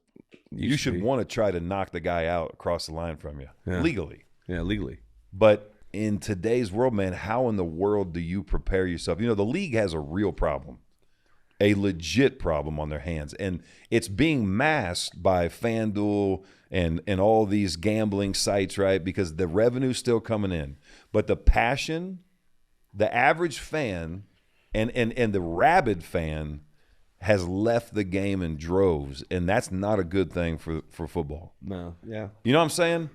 Like, look at it in terms of jersey sales and all that other stuff. Like, there's only so much that the Swifties can do, okay? Like, keep going down that road, see how that pans out. You know what I mean? Like, we need football playing Jesse. We need to bring the violence back. We need to allow these guys to blow people up over the middle. I mean, we can't, though. We as players sued the owners, so the owners are going to sit there and say, we're changing the rules. Yeah, but not really, though. I mean, not really, though. I mean, the lawsuits you're talking about are more on the concussive side.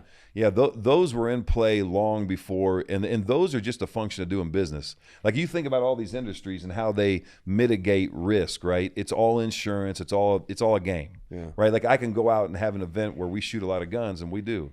And there's a higher probability of chaos there versus on a field, right? Cheap insurance. So you can insure against everything. It's not that. There's always been people trying to sue the league. The league knows how to get around that. Yeah. They changed the game fundamentally after 2011 CBA, the last one I was a part of. Yeah. That changed the game, and as you know, they can't practice, they don't hit, and they can't get their bodies ready. And where you see it most is in the line play, because that's the guys that need it the most. You guys can go run routes and do technical stuff, right? And get yourselves right for the most part, although they still need more work. Yeah. Because there's a lot of sloppiness, man. There's a lot of line of scrimmage bullshit. Like there's a much better product 5-10 years ago on the field from an execution standpoint. I mean, Tommy was saying that. He got in trouble for saying that. And he was right, and he was saying that almost a decade ago. Yeah. You know what I'm saying? And I remember having that conversation with him. He's like, it's so easy right now. It's so easy. And I'm not saying it was easy in terms of we're going to win every game kind of mentality, but in terms of what it takes. All I'm saying is that they did all of it. All the rule changes, everything the league did to get their 17th game, and they're about to get their 18th. It wasn't because they want to have that Super Bowl at President's Day. It wasn't about player safety, health, and wellness. I'm not saying they want to see guys get hurt. I'm just telling you, we were floated this idea that all the changes were centered around making the game safer. And the game is not safer if you look at it from a rate of injury. Yeah. The rate of injuries has actually gone up, soft tissue, all that stuff. They can tell you anything they want. I'm telling you, the numbers would prove that. Yeah. And you don't even have to have the inside scoop on it. You can just watch it. Look at how many of the starters and the backups. And by the way, if you're a backup today, you haven't taken a real live rep maybe since training camp. You know what I'm saying? Like, because there's not enough time. So it's a problem, man. Or padded practices. They can't hit 2 days in a row. We hit twice in one day. Yeah. 2 different sessions. So what I'm saying is all that stuff was done because they wanted to get their 17th and 18th game. And yes, there's more revenue out there. You it's put all money. something in front of the guys. Hey, we'll yeah, we're not going to be hitting as much. Yeah, we won't hit as much. Yeah, we're going to take away a preseason and you game. Get them in the back end with that 18th game. And by the way, I could care less. You want to get 17, 18 games, negotiate it, get it done like anybody else? And they did. They finally got it done. Pay the guys. That's fine. But don't do what you're doing because you keep going down this road. These guys are not ready to play a season. They're not ready to survive a season in entirety. And they sure as hell aren't executing at a level that is acceptable. No.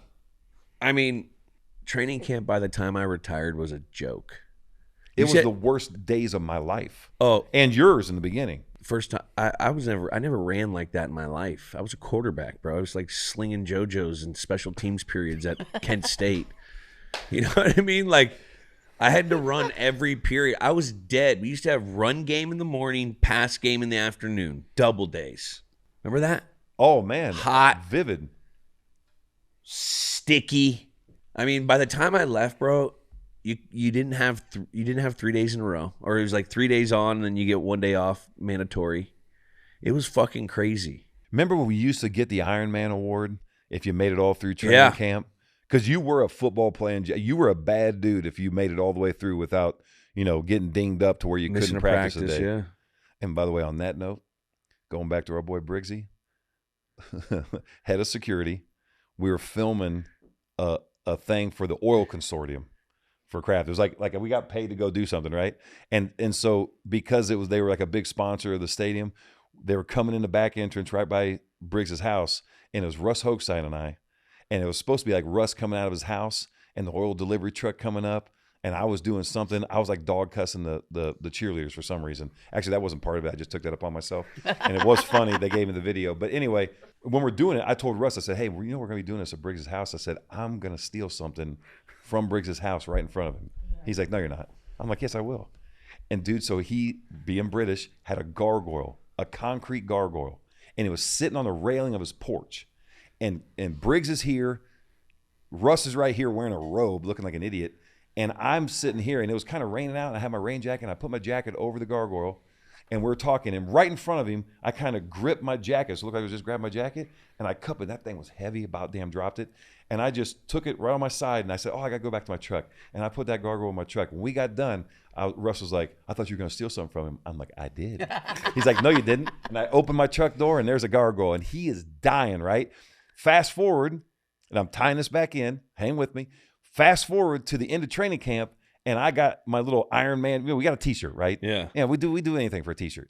So I got my T-shirt, and Briggs is walking past me, but I had put the gargoyle in my locker up where my shoulder pads were. And it was like sitting there. And he walks past me, and he stops, and he looks, he backs up, and he goes, is that my fucking gargoyle? I swear to God, dude, you cannot write this script. And I go, what? And I look at him. I'm like, what are you talking about? He goes, is that my phone gargoyle? I'm like, no, it's not your gargoyle. I was like, Bill gave me that. It's like for being like the Iron Man, Iron Deer on the lawn. You know, like it was a symbol of me watching over the team. He's like, oh, phone gargoyle, well, just look at it. And he walks away.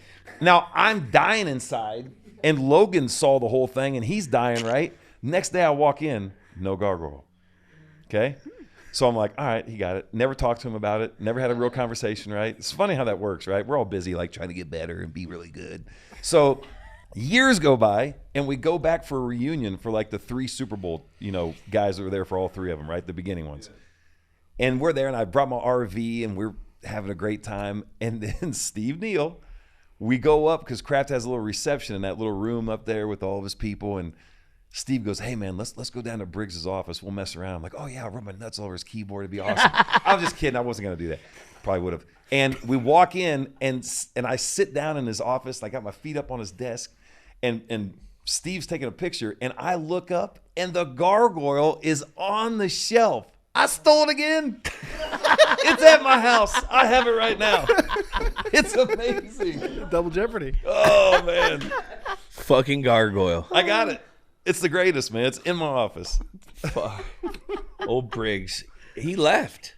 We had this man. new guy. Doing big Bill. security, like world security stuff. I liked him. I liked him at the end. At first, he hated me. That's a Jack, fact. why don't you take us into the game? Yeah, let's run to the lead up real quick, and then we'll get through this butt kicking up in Buffalo. So the Bills entered this thing 4-10. Pats come in 12-2. They're firing on all cylinders. We had won that game 38-30 in the Week 3 matchup. This game would clinch an AFC East title for the Pats on a 6-game win streak. Wins by 21 or more in 3 of the last 4 weeks. Turnover free for 7 weeks leading up to this game. That. And the defense had forced 7 turnovers in that span. So pretty darn good plus-minus differential there. Did you see Tommy's hair?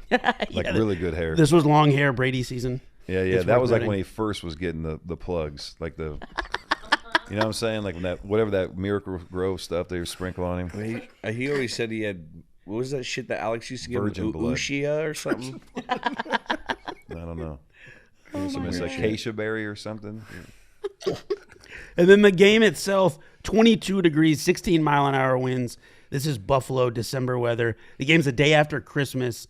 The Bills got on the board first with a Ryan Lindell field goal. Then Woody punched one in, a 29-yard run to put the Pats up 7-3, and they never looked back, scoring 21 unanswered. A Gronk TD, another Shane Graham field goal, an Algie Crumpler TD. The tight ends were all over the place today. Gronk had another touchdown in the second half. And the defense forcing 7 turnovers, 4 fumbles, 3 interceptions. The offensive line would let up just 1 sack. Shane Graham tacked on another field goal at the end to make this thing 34-3. Just a beatdown in Buffalo. And then after this game, to wrap the game up, Tom Brady set the record for most consecutive pass attempts without an interception at 319, passing Bernie Kosar, Bernie who Kosar. did it in 1990, the 90-91 season. Love it. Crazy. Bill cut Bernie Kosar. Did he really? I forgot about that. Oh yeah. Hey, Bernie came in with a blow dryer and like an old man hairbrush. I will never forget that. What do you mean? Like when Bernie came, he came in for it was Bernie. No, who was the guy we signed? It wasn't Bernie Kosar. It was I'm talking about Vinny? Testaverde? Vinny Testaverde. Vinny T was with us. And remember, do you remember when he couldn't read? Were you there for that one? No. Okay, hold on. Yeah, so I'm thinking Vinny T. So and then I almost went to Flutie, but it was Vinny T. Flashbacks here, been hit a lot. Bill, and you're gonna love this, dude. So quarterback sat in the first row, right? And Vinny T's right in front of the podium. And Bill's talking about, again, probably the Bengals or something. And you know how we'd always say, like, I mean, look, you can't make this shit up, right? Because it sounded kind of stupid. Some of them did. So he would hand, like, the wire, like, whatever came off, he would hand it. And he handed it to Vinny T. And he's like, look, you read it. I mean, look, you can't make this shit up. And he's looking at it, and he's like, no, I mean, go ahead and read it. And, like, he's still not reading it. And he keeps trying to get his arm because he didn't have his glasses on. And he couldn't read it. And Bill's like, what the fuck? Give me that thing. And ripped it out of his hands. And we were dying, dude. But Vinny T came in, and I'll never forget. I'm like, I'm listening to this sound. Nobody has a hairdryer in the locker room. Like, that's like what's your grandfather? Like a hairdryer? And he had like the old school brush, and he's in there just quaffing it up, blow dryer. I'm like, look at this guy, you son of a gun. I remember a story. I remember once we were leaving the shower, and it just reminded me. I don't know why. And you go, could you imagine if you used another person's towel right away? Like you explained to me, like, yeah, the last thing I dry off and the first thing you dry off. Think about that. Let that soak in. That's. I remember you explaining this to me. Yeah, randomly. It's amazing your memory. I was just so like, what is Light talking about? Yeah, and then you got it. And then I got it. And you imagine if you did that. And some people's last thing they dried off, like if you caught like a little, it's a bad pink deal. eye. Dude, that's the least you get. Oh my God. Lighty, how do we celebrate this division locking down game? So this was a rare one, and the reason I love this game is because, and I honestly thought it was the windy one, but you refreshed my memory. So big time snow. We always leave. People don't realize that, right? It could be a Monday night game. It's like, I don't know, 1 o'clock in the morning by the time the buses finally roll out. And what, by the way, was that not the worst? Waiting on all the equipment and all the BS. Bill, the worst was the hour drive back from the Providence airport. That we could have gotten in our own vehicles, albeit a handle deep in Crown. I mean, who knows? But things happen. But probably the best idea we didn't. But yeah, that was the worst, man. The travel, the downtime, God, it was terrible. And then you got to wake up in like hours and go get 1 o'clock and run. Ugh.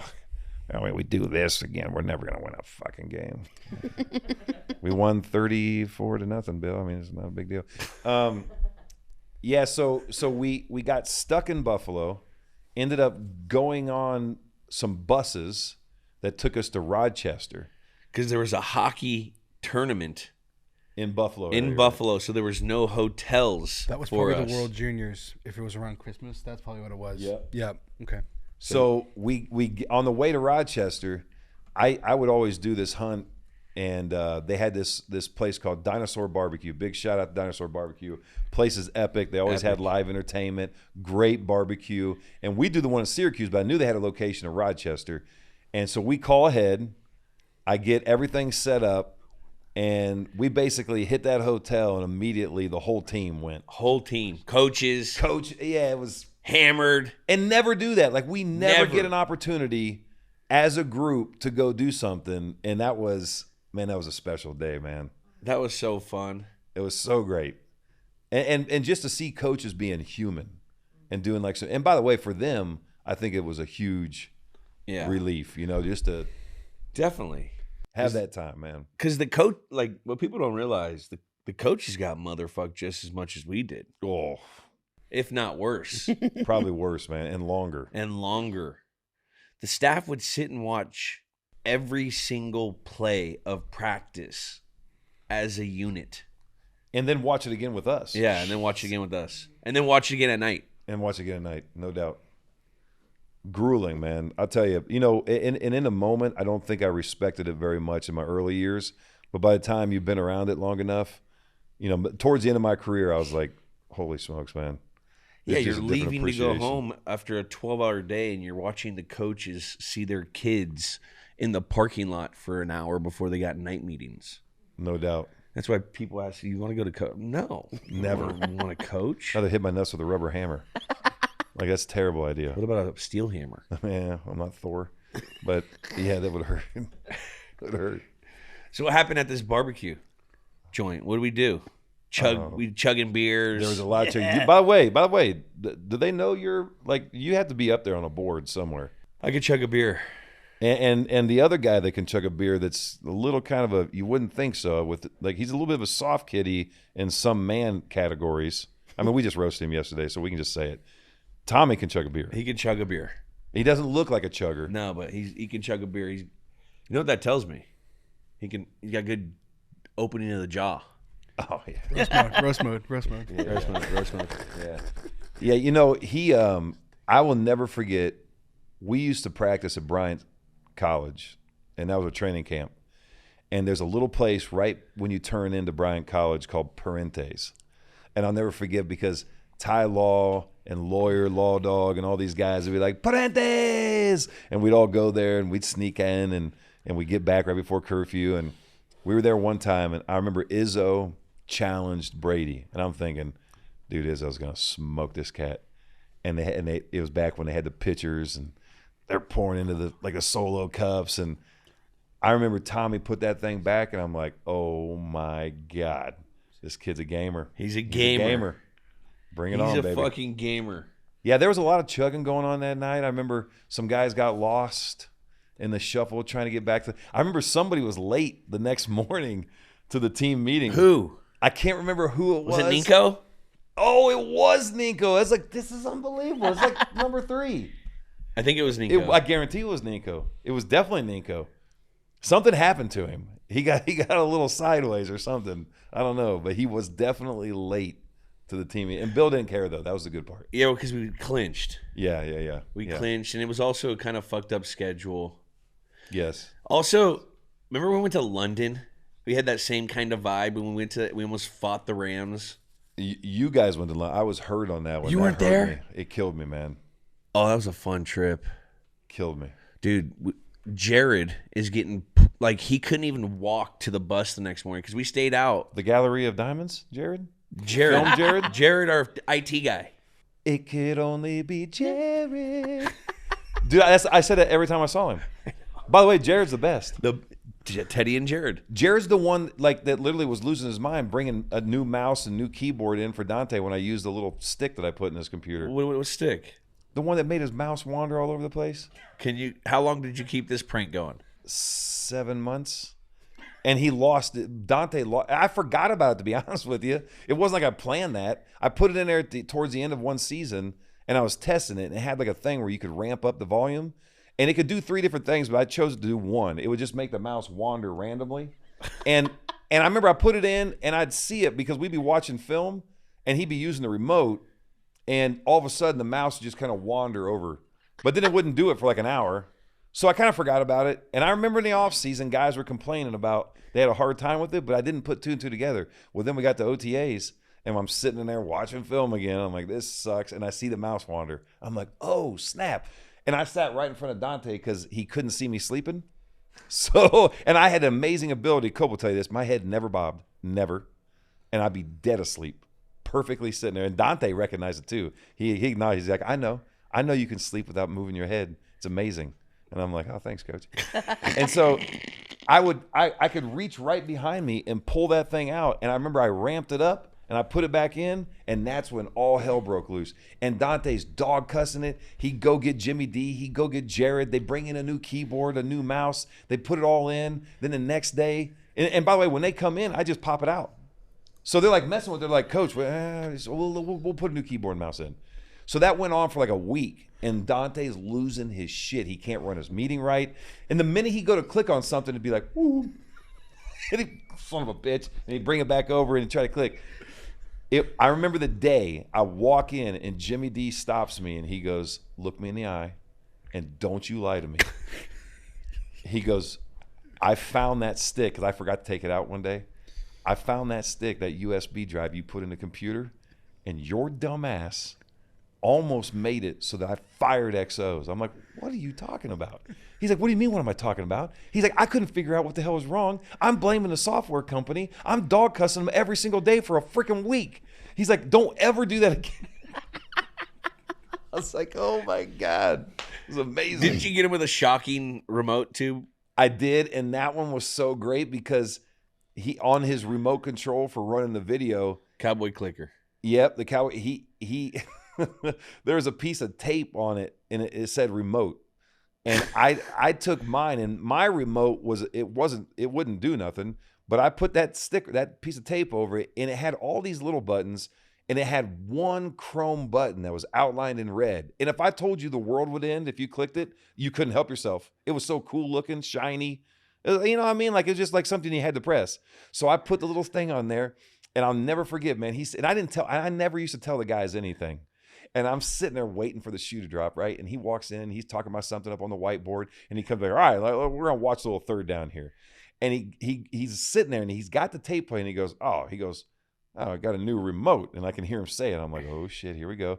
And then he goes, I wonder if this thing's got a laser pointer on it, because the laser pointer on this the other one didn't work. Dude. He hits the button. You can hear the electricity go through him. He's like, oh, God damn it. And he like, drops it. And he picked it up and did it again. And that's when we lose it. Because the first time that happened, like, Cope's looking at me like, holy shit, like, what was that? And I'm giving him the look like, oh, my God. And he did it the second time. And when we all start losing, he goes, okay, all right, you fat fuckers. He goes, we'll see how funny this is out of practice. What do you make you do? Run? Oh, man, yeah. By the way, okay, so I'm so sorry, but this just reminded me. That look of Copen, there was one other time, and I don't know if you remember this. Remember Pierre Woods? Mm-hmm. I lived with him. Do you remember what I did to him? And this is one that I wish like hell I would have. I usually film most of my stuff. I didn't film this one. No, I didn't. I don't remember. Oh, my God. So this is amazing. So one year going into camp, I'm thinking about things like, I used to do Eduardo, the blow-up doll. Yeah. And I'd be butt naked, sitting over it when the coach would come in to do room check. I had 2 candles, typically scented in bayberry. And like I'd have Marvin Gaye playing, and I'd literally have my ass facing them, and I'd be putting lipstick on a big blow-up doll. And when they walk in, I hear the door open. I turn around and be like, "What? Hey, what? No!" And they'd be like, "Shit!" It'd be like the young guy, and all the other coaches when I walk in, they'd be like, "Oh, dude, you should have seen his face. No, he was freaking out." I'm like, "Oh, I know, I got him good." Or I'd be dancing with him, butt naked. It was awesome. I used to love room check, man. Anyway, Ivan was always funny. Ivan hated it when I did that stuff. When I found out that Ivan was doing it, I always had something special for him. He didn't find any of it funny, I don't think, but that was all right. I still enjoyed it. What are you doing later? So getting ready for camp, I'm like, okay, I got to do something. And so I went to a gas station in Foxborough, and I bought I think it was like crossword puzzle scratch-off tickets, right? And I bought the whole roll. It was like $860 or something. And I walk in on like day 3, and I dropped it at the beginning of the locker room, and it was like an accordion. They were all together. And I walked almost halfway through the locker room. And I was like, hey, boys, if we're going to be in here all day, we might as well try to make some money. Let's have some fun with it. So guys would come over and ripping them off. I was like, hey, do whatever, man. Just scratch them away. And it worked perfectly because they all became crackheads, and you couldn't get a scratch-off ticket in Foxborough. You had to drive to another town to get scratch-off tickets. I remember. And there's shavings everywhere. Shavings over the whole place. So I let that boil for a while, and about a week and a half into it, because now, again, today, everybody knows these things. Back then, nobody saw the fake scratch-off tickets. The problem, though, is that I had to create a narrative because these fake scratch-off tickets, they were smaller. So I started talking about how, man, you can't find, and it just worked out to work out this way. But I said, I can't find the crosswords, so I've been doing the 4-leaf clover or some shit, the Irish one. And then I'm like, you know what, though? But they have these really cool ones. I think they're county tickets. It's not state tickets. They're county scratch-off tickets. But they say that the odds are really good on, you can hit big. So I set the scenario. So this day in particular, after laying all this groundwork, Copen's right next to me, and Pierre was like right next to me too, and there's a whole bunch of other guys, and they're all crackheads, they're all scratching tickets, and we would let other guys scratch tickets for us, right? So Pierre's sitting there, and I had those sitting there, and I was telling Cope, and he heard me talking about the county ticket, and he goes, Lighter, you want me to scratch some of these for you? And I'm like, yeah, man, whatever you got to do. So he's sitting there, and he's scratching, and I'm just scratching. I'm just waiting, scratching. All of a sudden, he's like, oh, Light Dog, you need one more for 25 thou. 25 thou for one more. All of a sudden, dude, he scratched out. He's like, hey, dog, hey, Light, look at this shit. You just won $25,000, Light. You just won 20, whoop, whoop. And he gets up and he starts running around the locker room. And the next thing you know, dude, it's like Soul Train. Everybody's dancing. They crank the music up. It's like 25, 25, baby. And he's running all over the place. Everybody's amped up. Copen's looking at me. I'm like, damn, I just won 25,000, you know?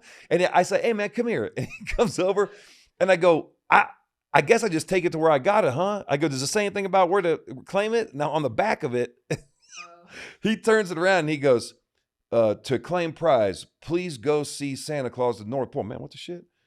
He's like, if Santa Claus is not available, please see the Tooth Fairy. And like, he's like looking at me like, huh? And then Copen looks at me and I'm like, and he knows immediately. Pierre read the whole thing and finally, I'm like, I'm sorry, man. I didn't win. He was so mad at me, dude. So mad at me. Yeah. But if you would have seen that scene, you would have died, dude. It was I remember so for real. a while, scratchers were huge in the locker room, in the training room. That's why. Jesus.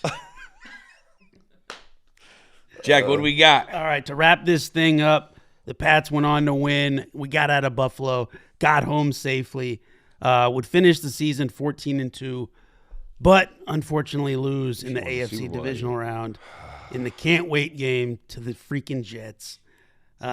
Brutal. Bart Scott. Tom Brady would finish the year with 335 consecutive pass attempts without an interception, breaking his own 2007 TD to interception ratio as well with a record of 9-1. He was MVP, and the Patriots committed an NFL record low 10 turnovers on the season. Pretty darn impressive. Wow.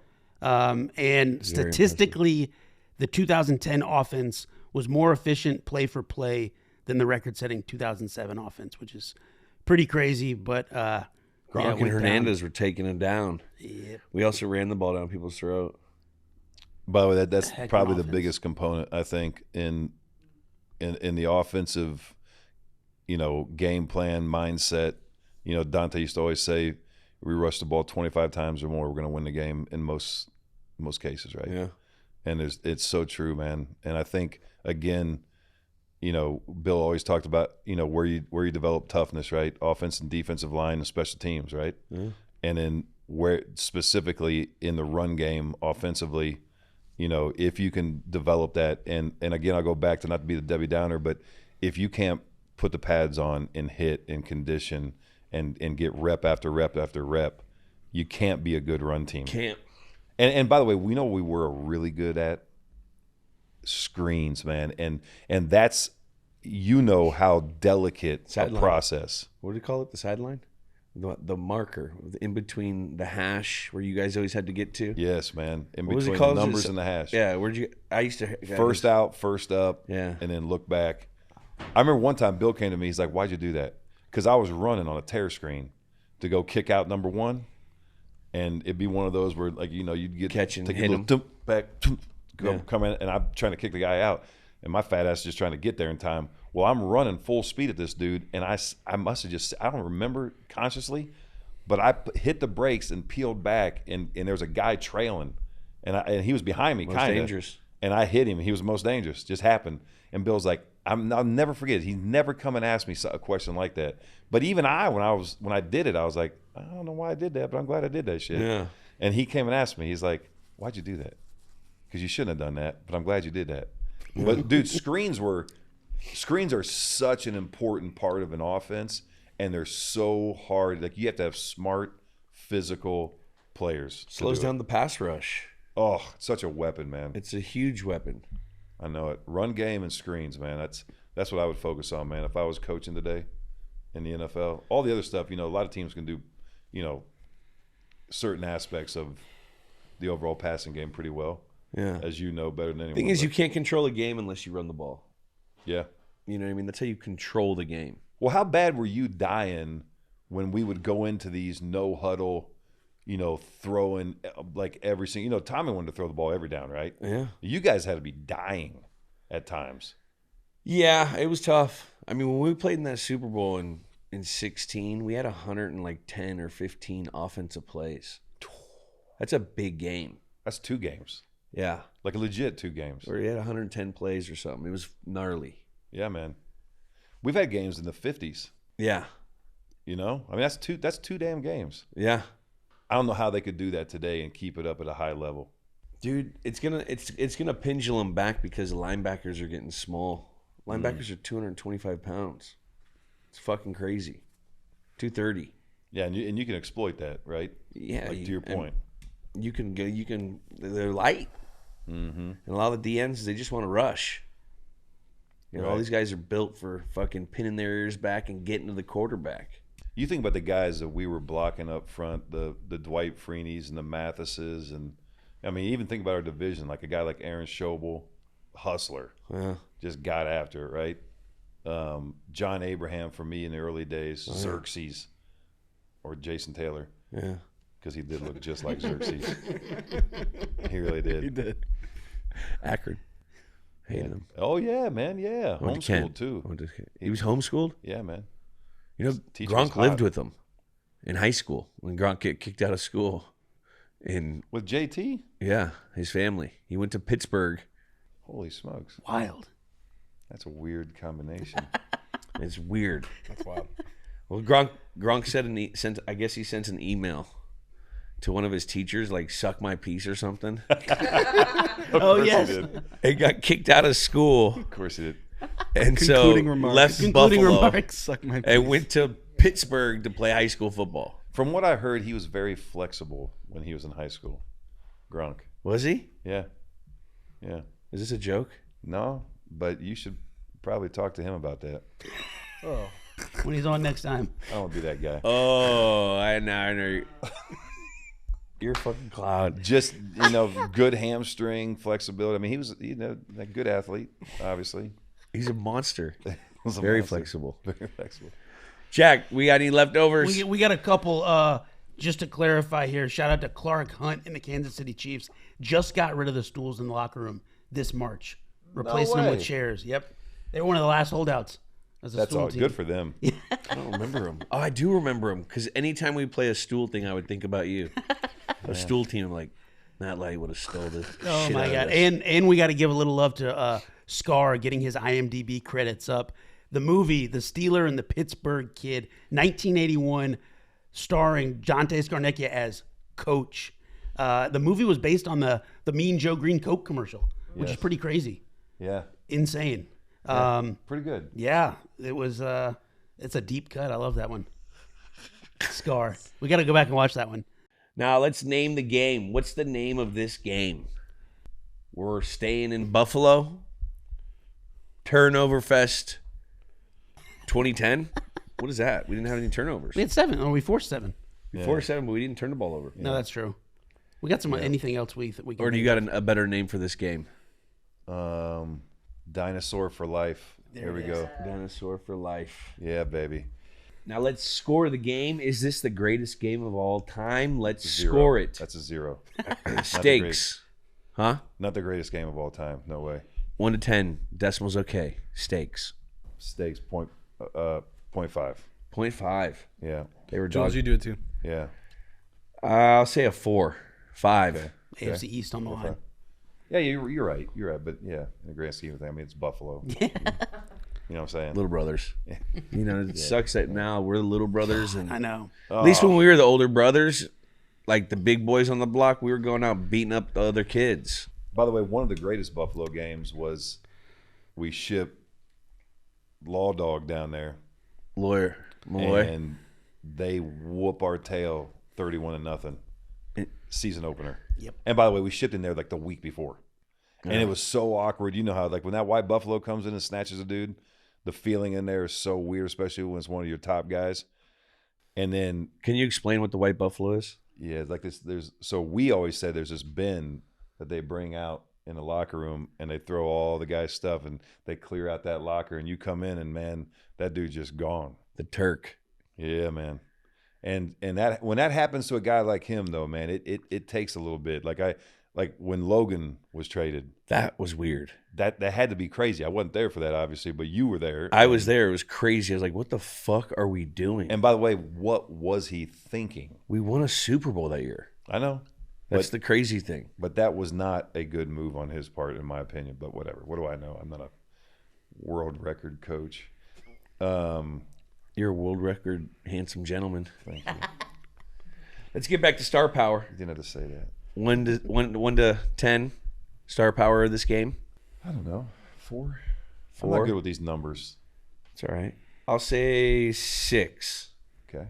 The gameplay of this game, it was a blowout. Well, I mean, from our perspective, it was pretty stellar. Pretty amazing. You guys ran, 214 yards? Every fat man's dream, man, is just to run the ball every single play. You'd rather hit someone than get hit. All day long, man. Backing up Go sucks. forward. Give me a 9 on gameplay. I'll give it a 8-1. What's the name category mean? You gotta score the name of the game. Oh, then okay. Score the name of the game. And the cultural impact of the game, how much it like has a lasting. Yeah, sports. I'm gonna go 9 again because I felt it on this game. I'm gonna go 7.8. 7-8. All right. Jeez, look at these guys. The Russian Sorry, judges over yeah, there. we went full Russian judge. That was before I knew it had a great name, Dinosaur for Life game. 5.8. Where does that go on the leaderboard? That puts us Dead last. just below game 2 of the 2014 NLDS. So we're at like the You guys the have like a 50 whole spot. system here. This is like It's wild. Those are all the games we've done. holy. So that's a lot. There's a lot of work being put into this. I see this. You know, like so. I've never been on social media in my life. Yeah. And so I'm a little bit of a dinosaur myself Yeah. in that respect. But you know what? Here's my theory, man. I think it's actually going to become like the cool thing down the road. To be like retro? No. Yeah, no. you know what I mean? Like bell bottoms and all this stuff. It ends up coming cyclical, right? I think there's going to be a cachet to the people that, like, I don't know anything about this cat. Like, I can't find nothing. I mean, although I've kind of shared most of my secrets today, except for one. Thank you. Thank you. Sinner. Next one. Next time. Next time. It's got to be like really good. It's got to And we be. got to have everybody in. Oh, we got to bring the boys in. I always feel like somebody's watching. I started singing that, and he finished it in the shower. Do you remember? Did you know that? I knew you were gonna love that. That happened in real time. We were at the Fighting Artichokes or something, and I started singing that, and he was right next to me, and he finished it, and we almost lost it. Don't be an idiot. All right, stop. This is terrible.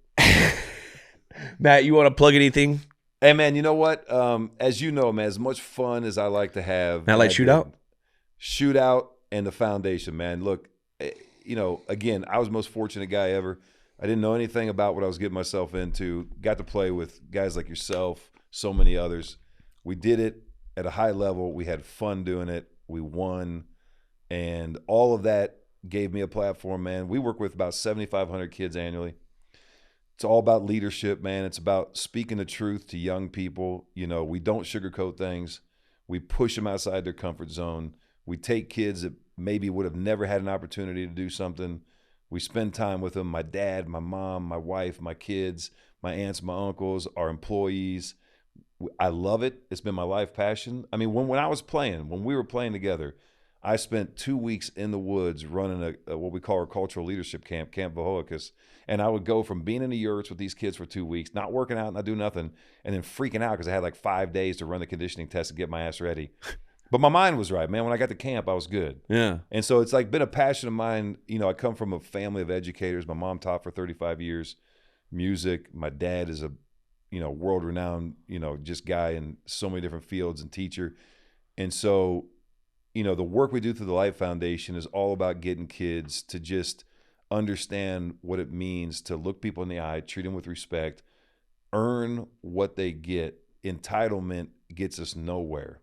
And I think for young people today, those are the lessons that serve me well. I mean, I would have been a total deadbeat degenerate if I didn't have football and somebody pushing me. Not because of my parents. My parents, I mean, I grew up in I was very fortunate. Stable home, right? Parents poured into me. Mom prayed a lot because she had a dumbass son. And, you know, that's what I love doing now, man. And I've been fortunate to do it. I mean, look, we've been around for 24 years almost, right? 23 years. And we work with about 7,500 kids annually. They come through the camp.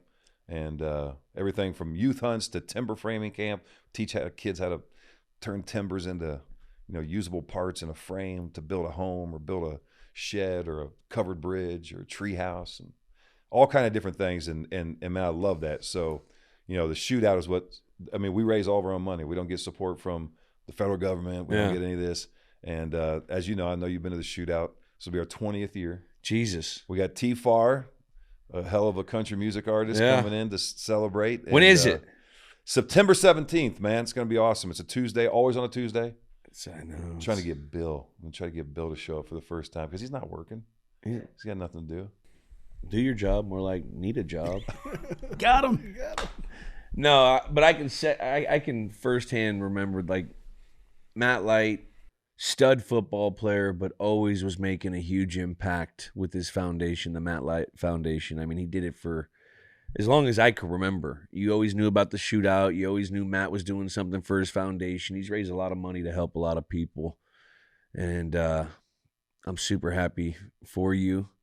Everyone go check out the Matt Light Foundation on all social platforms, mattlight.com, mattlightfoundation.com. mattlight72.com. And yeah, man, you know, if you want to get involved or want to do something, check out one of our events. All the information's on there. Plus the programming, man. That's the most important part. Yeah. We got great kids, we got great staff, and we're growing, man. We're gonna open up a trade school before too long, man. Awesome. That's awesome. You know, I think that's a big deal. I think it's what we need. We need kids that are willing to put in the work. And by the way, if you're in a trade today, you can make bank and you can work for yourself if you wanted to. Yeah. You know what I'm saying? And we need that. We got to rebuild this country. You know, my last little thing here, we used to do great things in this country, man. We used to build great things. Now it's all IKEA. It's all cheap. We used to have public-private partnerships. Look at the real leaders, the people that built this country. We took pride in what we have. What's the last thing that was built in LA or any major city in this country that you can look at and say, man, that's a work of art? Go to Philadelphia. Go look at some of the architectural stuff. Look at New York City. But it's all old. We have to take pride in what we do again, man. We got to raise people that respect this country and what it represents. You don't have to like every aspect of it. You don't have to like everybody that's leading it. But we have to be able to look at each other and have enough common ground and respect to not get caught up in all this BS because it's just stupid. Yeah. And just go out there and work hard to be the best at what we do. No different than what we did on the field. We want to be the best. And we can do that as a country. And we got to get young people to understand that it's not just going to happen and nobody owes you anything. And so buckle up. Get ready to go get it. And by the way, when you earn it, it's a hell of a lot sweeter. Lot sweeter. Hell yeah, man. So, I want to go. Can I vote for you right now? hey, you just come work with our kids, man, because that's all we got to do. If you want to make a change, work with young people. And here's like last thing I'll say. You can change the narrative today. It's taken people a long time to instill this terrible work ethic. Yeah. And to break down the fiber of who we are as a country. Because you know what? It gives other people power. Well, you can undo that overnight just by holding kids accountable. I've seen it in the work we do. Yeah. And, man, we're so fortunate. We have awesome kids we work with, man. I give a shout out to them and our whole staff, man. It's a blessing to work with them, man. We love it. I give a shout out to you, and that was an unbelievable episode. Well, I loved it, man. Thanks for having me. Thanks for coming on. And we survived last night. And I would say you were flipping unbelievable, man. I was nervous for you guys, and you guys crushed it. So I hope everybody watches that, man. It was fun. It was fun. The roast. Check it out. Thank you, Matt. Thanks, Matt, for coming in, Bubs. Yeah, buddy. Man, Matt Light. Funny guy. I told you he'd be great. The amount of money and time and energy he spends just for pranking people, incredible. Dude's like all three Impractical Jokers rolled into one. I remember my rookie year. I forgot. It just popped in my head. He was the first one to have Segways. He had like 8 of them at his house. Paul Blart style? Yes. No way. Like he had the coolest toys always. That's awesome. He was so fun, and he also I also remember once asking him on the plane because Matt's a very smart guy. Oh yeah. Yeah, you could tell. both his parents educated. You know what I mean? He's fucking smart. Boilermaker. Yeah. And I was sitting there and I was in like something weird, and he used to sit like right in front of me. I go, bro, isn't it crazy? We're in like a 40-ton tin can, 30,000 feet above air. He goes, no, bro, aeronautical engineering, so easy to actually know that. Birds. And he walks away or something. Like he like fully smugged me off. You never heard of birds? Yeah. He's like, no, it's very easy actually to understand why we're in the air. I shot 3 this morning. Man, I wonder if he stole anything. I love Yeah, how he was like, oh, I like caught someone stealing. We had these like security cameras, whatever, and then he spent the whole episode talking about all the shit he's stolen. I was gonna say, if we ever need a heist, I'm hiring him and his babysitter, and we're taking down. We're Ocean's 11 anything. We are oceaning up with Matt Light, and Matt Light he'd be a really good heist guy. And then Ernie's running the show. That's a postcast segment. Or you got of the NFL. Who's your Ocean's heist? 11? Yeah. Light's definitely making. It'd be a lot of Patriots, I bet. You stuffed Just Dolan through into the crate. what the narratives are out there. Oh my goodness. Well, it's time to hit the old hotline. Remember that number is 424-291-2290. Just wondering, can one of you guys play that bass guitar? How old in is the this background kid? of your set? How old is this kid? I'm not sure. He might be 5. I'm not 100% sure. There's no way he's This is 5. Jack's not around kids. That kid's probably like 8. Yeah. But we do get a call sometimes from this one guy that is 5, kid, and it sounds very similar. He's listed his age in the calls a couple times. I just couldn't understand the last couple. Are we making clean versions on this thing? Hey, it's not our fault. That's parents' fault. Come on, parents. Explicit parental advisory. It's marked in the show. Oh my gosh. Start him young. But stop dodging the question. Can you slap the bass? No, I molding can't your slap minds. no bass. Slapping My uncle died, and he was a pretty good musician, and he left those, and I don't know. I just haven't found a place to put them. Look cool, they though. look dope. They look cool. You You guys could actually play. put them up there. Yeah, you can play a little bass. It's not that hard. Slap of the bass. Slapping the bass. Good question, 12-year-old or 8-year-old if we're lucky. Good kid. God. Good kid. Good kid. Hey, how's it going, Jules? Big fan of the podcast, season 1. Name is Billy. I'm down here in South Florida. I got a recommendation for maybe doing something different with the games with names, maybe doing an action sport. Maybe one of those type masters, Kelly Slater, winning it all, surfing title, surfing champion 11 times. Maybe do one of those AI Cow big wave competitions. Maybe the 900 pulled by Tony Hawk in the X Games, or maybe one of those legendary performances by the Flying Tomato, Shaun White. I think that would be kind of cool. Get a different type of sport. Show some love to those guys with the great balance and the balls of steel. Appreciate taking my call. Good luck with the rest of the season. Love the show. Yes, we definitely need to. 100%. I mean, everything I remember all those. I grew up in the Bay Area, so I was always around like the skate surf community. I was the jock that hung out with like the surfer. I was pretty much Johnny Utah in Point Break. I wasn't a surfer. Utah, give me 2. Yeah, but I could hang out with them. I hung out with them, hung out at the skate park. And I remember when Tony Hawk pulled that 900 in San Francisco. Like 99. Something like that. And then also Travis Pastrana did a backflip into the bay and got fined hella money because he dropped the dirt bike in there. That would be sick. I mean, we are definitely going to get up in that business. John Florence, me and him communicated a bunch over ACLs when he tore his ACL. Shout out John. Love watching his videos and his documentaries. This dude's so talented. But he's insane on surfboard. But yeah, we got to definitely get the surf community or the extreme community in there. Got to maybe Mark Cutback Davis or Bob Jungle Death Gerard. You know those guys? Bubba Stewart. Legends. Bubba Stewart. This is not. Yeah, we've been honestly. The 900 has been in our like top 10. Tony shows Hawk. to do with Tony Hawk. Incredible. We were flirting with Shaun White. I think there's some scheduling stuff. Would love to do him. We've been talking a lot about Kelly Slater. We're not going to say why. But yeah, 100%. This would be really fun. We've been ranking coolest bald guys. That's where Kelly keeps coming up. He's number 1. Bruce Willis pretty up there. He's up there too. We love you, Bruce. Baby. Whose motorcycle is this? Baby, it's a chopper. Who's that? Says dead, baby. What a game, and thanks again to Matt. That was a fun episode.